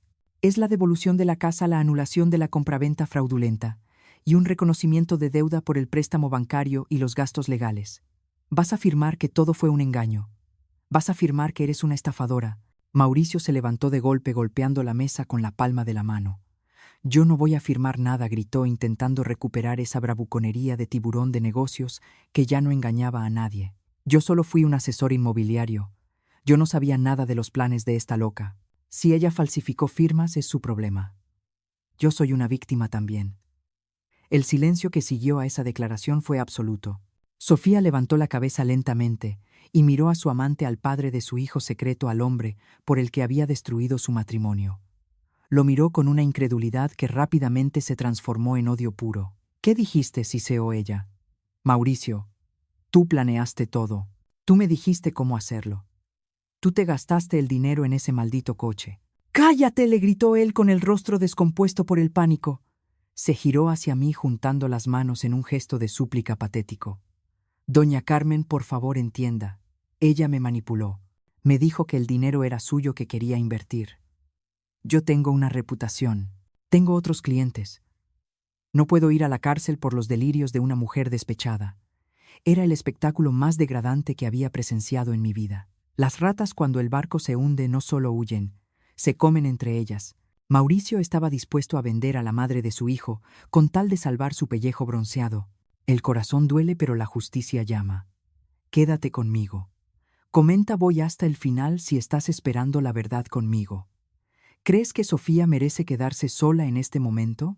Ahórrese el discurso, señor Estrada, intervino Sandoval, sacando un cigarro aunque estaba prohibido fumar. Tenemos los correos, tenemos los WhatsApps, donde usted le da instrucciones precisas sobre cómo falsificar la firma de Julián. Usted no es una víctima, es el autor intelectual. Y en el Código Penal, al autor intelectual le toca la misma celda que al ejecutor. Así que siéntese y firme, o le juro que hago que lo trasladen al reclusorio Oriente esta misma noche, y ahí a los niños bonitos como usted. Les va muy mal. Mauricio se puso lívido. Se dejó caer en la silla derrotado, encogiéndose hasta parecer un niño regañado. Sofía tomó la pluma. Su mano temblaba tanto que apenas podía sostenerla. Si firmo esto, dijo con lágrimas goteando sobre el contrato, ¿me dejan ir? Se acaba todo aquí. Me miró con esos ojos que una vez me engañaron buscando piedad, buscando a la suegra tonta que siempre perdonaba. Pero esa suegra ya no existía. Firma, le dije sin prometer nada. Firma y devuelve lo que robaste. Ella firmó. 1, 2, 3 veces. Firmó la devolución de la casa. Firmó el reconocimiento de la deuda. Firmó su confesión. Cuando terminó, empujó los papeles hacia el notario y se cubrió la cara con las manos sollozando. Mauricio firmó después en silencio, con la mirada perdida en el vacío. El notario revisó las firmas, puso sus sellos y asintió. Legalmente la propiedad vuelve a ser de la señora Carmen Estela Morales. El proceso civil está resuelto. Sandoval recogió los documentos y los guardó en su maletín como si fueran trofeos de guerra. Muy bien, dijo. La casa está a salvo. Julián ya no tiene la deuda. Sofía se levantó tambaleándose. Entonces ya me puedo ir, dijo agarrando su bolsa. Me voy a ir a casa de mi mamá. No quiero volver a verlos nunca. Se giró para irse, pero uno de los oficiales de policía le bloqueó el paso. Un momento, señora, dijo el oficial sacando un par de esposas metálicas que brillaron bajo la luz del candelabro. ¿A dónde cree que va? Sofía retrocedió chocando contra la mesa. ¿Qué pasa? Ya firmé. Ya devolví la casa. Doña Carmen, usted dijo que si firmaba se acababa. Me levanté de mi silla y caminé hacia ella. Me detuve a 1 metro de distancia, lo suficiente para oler su miedo. Yo dije que si firmabas, recuperaba mi casa, Sofía. Pero hay cosas que no se pueden negociar. Señalé al oficial. El fraude bancario es un delito que se persigue de oficio cuando hay una denuncia. ¿Y el banco? El banco no perdona. Julián te perdonó la vida al no matarte a golpes cuando se enteró, pero la ley no tiene sentimientos. No, gritó ella cuando el oficial le tomó las muñecas y le colocó las esposas. El clic del metal cerrándose fue el sonido final de su caída. Mauricio, ayúdame, haz algo. Pero Mauricio también estaba siendo esposado por el otro agente. Suéltame, bramaba él. Tengo abogados. Esto es un secuestro. Esto es una orden de aprehensión, señor Estrada, dijo Sandoval con una sonrisa depredadora. Por fraude genérico, falsificación de documentos y asociación delictuosa. Tienen derecho a guardar silencio, aunque les sugiero que empiecen a hablar, porque el primero que delate las otras estafas que seguramente tienen, tal vez consiga una reducción de pena. Sofía se tiró al suelo de rodillas, arrastrándose hacia mí dificultada por el vestido estrecho y las manos atadas a la espalda. Suegra, mamá, por favor, tengo un hijo, Iker. Es un niño chiquito. ¿Quién lo va a cuidar? No me haga esto. Soy familia. Esa palabra. Familia. La usó como última carta, como un escudo humano. Familia, repetí sintiendo cómo la ira fría me subía por la garganta. Tú perdiste el derecho a usar esa palabra, el día que me echaste a la calle como a un perro, el día que engañaste a mi hijo para que mantuviera al hijo de tu amante. Y sobre Iker, no te preocupes. Ya le avisamos a los servicios sociales. Tu madre en Ecatepec ya fue notificada. Él estará mejor lejos de una madre que lo usa como herramienta de extorsión. Eres una maldita vieja bruja, me gritó transformando su súplica en veneno puro cuando vio que no iba a ceder. Ojalá te mueras sola en esa casa vieja. Nadie te quiere. Julián es un poco hombre. Julián se acercó. Se agachó hasta quedar a la altura de su cara. Por un momento pensé que la iba a escupir, pero hizo algo mejor. La miró con una indiferencia absoluta. Soy el hombre que te mantuvo 2 años, Sofía. Soy el hombre que te quiso cuando no eras nadie. Y soy el hombre que te va a olvidar en cuanto cruces esa puerta. Adiós. Los policías los levantaron a la fuerza. El reportero de Nota Roja, que había estado esperando la señal de Sandoval, entró al salón con la cámara lista. Los flashes estallaron en la cara de Sofía y Mauricio, capturando su humillación para la posteridad.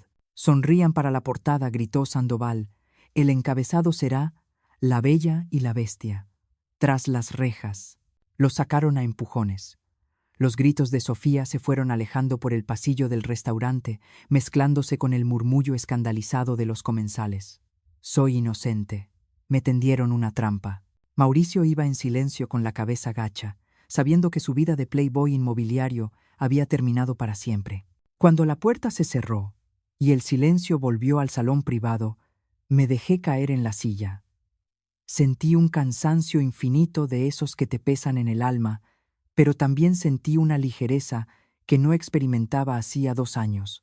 Se había acabado. La pesadilla había terminado. Julián se sentó a mi lado y me tomó la mano. Sus manos ya no temblaban. Estaban calientes, vivas. ¿Estás bien, mamá?, me preguntó. Miré la silla vacía donde había estado Sofía. Miré los restos de la cena de lujo que nunca probaron. Estoy mejor que bien, hijo, respondí acariciando su mano. Estoy limpia. Me acabo de quitar la basura de encima. Sandoval abrió una botella de champaña que había quedado en la mesa. Bueno, ya que ellos no se la van a tomar, propongo un brindis. Llenó 3 copas. Por doña Carmen, la mujer que nos enseñó que nunca jamás hay que hacer enojar a una madre mexicana. Chocamos las copas. El cristal sonó claro y puro. Bebí un sorbo. Sabía a gloria, sabía a victoria, pero sabía sobre todo a dignidad recuperada. Vámonos, mamá, dijo Julián poniéndose de pie. ¿A dónde?, pregunté. A casa, respondió él con una sonrisa que le iluminaba los ojos. A nuestra casa en Coyoacán. Tenemos que tirar muchas cosas a la basura y hay un altar que necesita ser reconstruido. Salimos del restaurante con la frente en alto. Afuera, la noche de la Ciudad de México parecía menos oscura, menos amenazante. Las sirenas de la patrulla que se llevaba a Sofía y Mauricio ya se escuchaban lejos, muy lejos, perdiéndose en el ruido de la ciudad, llevándose con ellas 2 años de dolor que nunca volverían. Regresar a Coyoacán esa noche no fue un desfile triunfal. Fue más bien como entrar a una zona de desastre después de un huracán. Cuando Julián abrió la puerta principal con las llaves que habíamos recuperado, el silencio de la casa nos recibió como un abrazo frío. Los policías se habían llevado a las ratas, pero el nido seguía sucio. El aire todavía apestaba a la loción barata de Mauricio y al perfume empalagoso de Sofía, una mezcla nauseabunda que parecía haberse impregnado en el yeso de las paredes. No encendimos las luces de inmediato. Nos quedamos parados en el recibidor, madre e hijo, mirando las sombras de los muebles modernos que ellos habían comprado con mi dinero. Esos muebles no eran sillas ni mesas, eran cicatrices. Eran recordatorios físicos de mi estupidez y de la traición de mi hijo. Julián caminó hacia el mueble bar con luces neón que había profanado el lugar de mi altar. Lo miró con un odio tan profundo que casi pude sentir el calor que emanaba de su cuerpo.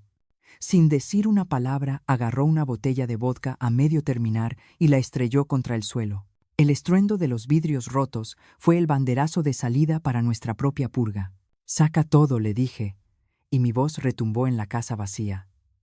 «No quiero que quede ni un rastro de ellos, ni un calcetín, ni un papel, ni un suspiro.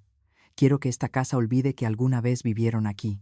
Pasamos las siguientes 48 horas en un frenesí de limpieza que tenía más de exorcismo que de aseo. Julián cargaba los muebles minimalistas y los sacaba a la banqueta con una violencia que me asustaba y me enorgullecía al mismo tiempo.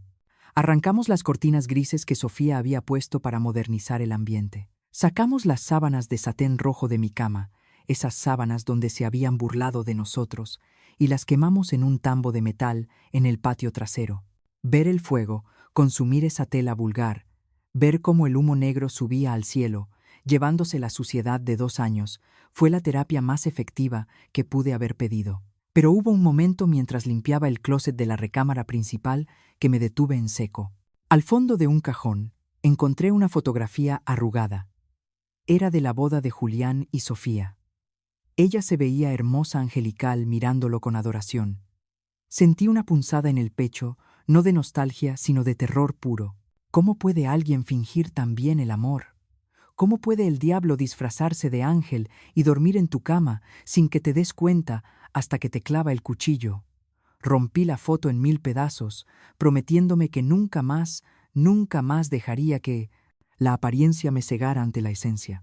Una semana después, la casa estaba vacía de objetos, pero llena de ecos. Necesitaba recuperar su alma. Fui al mercado de Coyoacán, al mismo puesto de plantas de siempre. Compré geranios, compré ruda para las malas vibras y compré rosas blancas. Doña Tere vino a ayudarme a pintar. Cubrimos ese gris deprimente con el amarillo colonial que siempre tuvo mi casa, el color del sol, el color de la alegría. Mientras pintábamos, Tere me contó el último chisme del barrio, esa información que nutre el alma de las viejas justicieras. Dicen que a Sofía le está yendo muy mal en Santa Marta, me susurró mojando la brocha. Su mamá no quiso hacerse cargo del niño y se lo llevó el DIF. Y ella. Dicen que ya perdió toda esa altivez, que ahora lava baños para las otras reclusas, a cambio de protección. Me detuve con el rodillo en la mano.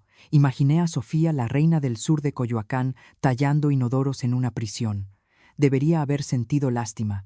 Soy católica, se supone que debo perdonar. Pero en ese momento, solo sentí un equilibrio cósmico restaurándose. Cada quien se hace su propia cama, Tere, respondí volviendo a pintar. Y ella eligió sábanas de piedra. El momento culminante de mi reconquista llegó el domingo por la mañana. Julián había ido a buscar el marco de mi Virgen de Guadalupe, que habíamos rescatado de la basura días atrás. Lo había lijado, barnizado y reparado con sus propias manos de ingeniero. Ya no era perfecto. Tenía cicatrices, grietas, donde la madera se había astillado. Pero era hermoso. Mamá me dijo, entrando a la sala, con la imagen en los brazos. Creo que ya es hora. Colocamos la Virgen en su lugar de honor. Encendí una veladora nueva. El aroma a cera y flores frescas volvió a llenar la casa, expulsando por fin el olor a traición. Julián se arrodilló frente al altar y lloró. No lloró como el niño asustado de la colonia obrera. Lloró como un hombre que ha caminado por el infierno y ha salido del otro lado con quemaduras pero vivo. Gracias, Virgencita, susurró.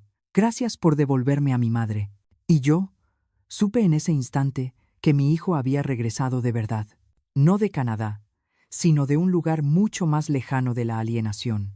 Han pasado 6 meses desde entonces. La vida ha tomado un ritmo nuevo, más lento pero más dulce. Julián consiguió trabajo en una constructora pequeña. No gana los millones que Sofía soñaba, ni es el CEO de nada, pero llega a casa con las botas sucias de cemento, y el dinero que trae es limpio, ganado con sudor honesto. Está pagando sus deudas poco a poco. Ya no tiene coche, se mueve en metro, y a veces lo veo mirando a la nada con una tristeza antigua en los ojos. Sé que le duele. Sé que amaba a la mujer que inventó en su cabeza, y matar a un fantasma es difícil. Pero luego me mira, me sonríe, y se pone a arreglar alguna gotera o a podar el jardín, y veo que está sanando. El hombre que se deja manipular por miedo a la soledad ha muerto. En su lugar ha nacido un hombre que valora la lealtad por encima del placer. Hoy estoy sentada en mi jardín. Las bugambilias han vuelto a florecer más rojas y furiosas que nunca. Tengo mi taza de café de olla en la mano y el reloj Citizen en la muñeca. Nunca me lo quito. Es mi medalla de guerra. A veces cuando estoy sola me pregunto si valió la pena tanto dolor. Si hubiera sido mejor quedarme en la ignorancia, viviendo de las mentiras piadosas en la doctores. Pero luego miro mis manos arrugadas pero fuertes y sé la respuesta. La dignidad no tiene precio. La verdad, aunque corte como un vidrio, es la única base sobre la que se puede construir una vida que valga la pena vivir. Ayer me llegó una carta del juzgado. Era la notificación final de la sentencia de Mauricio. 10 años por fraude y asociación delictuosa.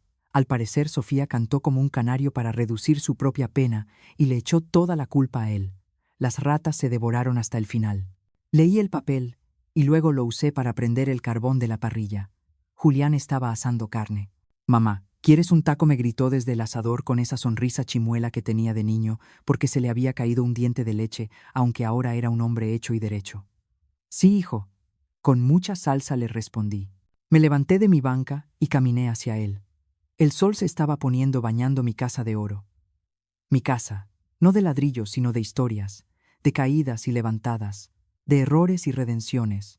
Aprendí que la sangre te hace pariente, pero la lealtad te hace familia.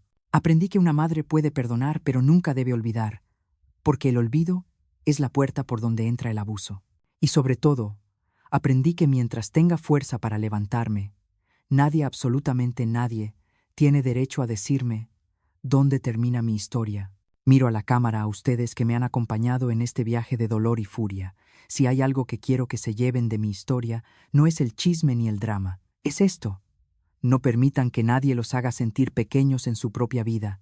No importa si son viejos, si son pobres, o si sienten que ya no tienen fuerzas. La dignidad es un músculo que se entrena diciendo no. Y si alguna vez se encuentran en un agujero oscuro, recuerden a doña Carmen, recuerden que siempre se puede salir, siempre y cuando estén dispuestos a pelear por la luz. Gracias por escucharme. Gracias por ser mis testigos. Ahora, si me disculpan, tengo una carne asada que disfrutar con mi hijo en mi jardín, en mi casa. Porque al final del día, la mejor venganza no es verlos sufrir a ellos, es vernos felices a nosotros. Después de la tormenta, llega la calma. ¿Cómo está tu corazón ahora? Escribe una palabra que defina esta historia para ti y compártela para que otras mujeres sepan que no están solas. Aviso importante. Historia ficticia. Los personajes, situaciones y nombres presentados en este relato son producto de la imaginación y han sido creados con fines exclusivamente de entretenimiento y reflexión narrativa. Cualquier parecido con personas vivas o muertas es pura coincidencia. Realidad social. Sin embargo, las situaciones de abuso financiero hacia adultos mayores, fraude familiar, violencia emocional y despojo patrimonial, descritas en esta historia, son problemas reales y graves que afectan a muchas personas en nuestra sociedad. Busca ayuda. Si tú o alguien que conoces está siendo víctima de abuso, extorsión o despojo por parte de familiares o terceros, no guardes silencio. Existen leyes que protegen a las personas mayores y víctimas de fraude.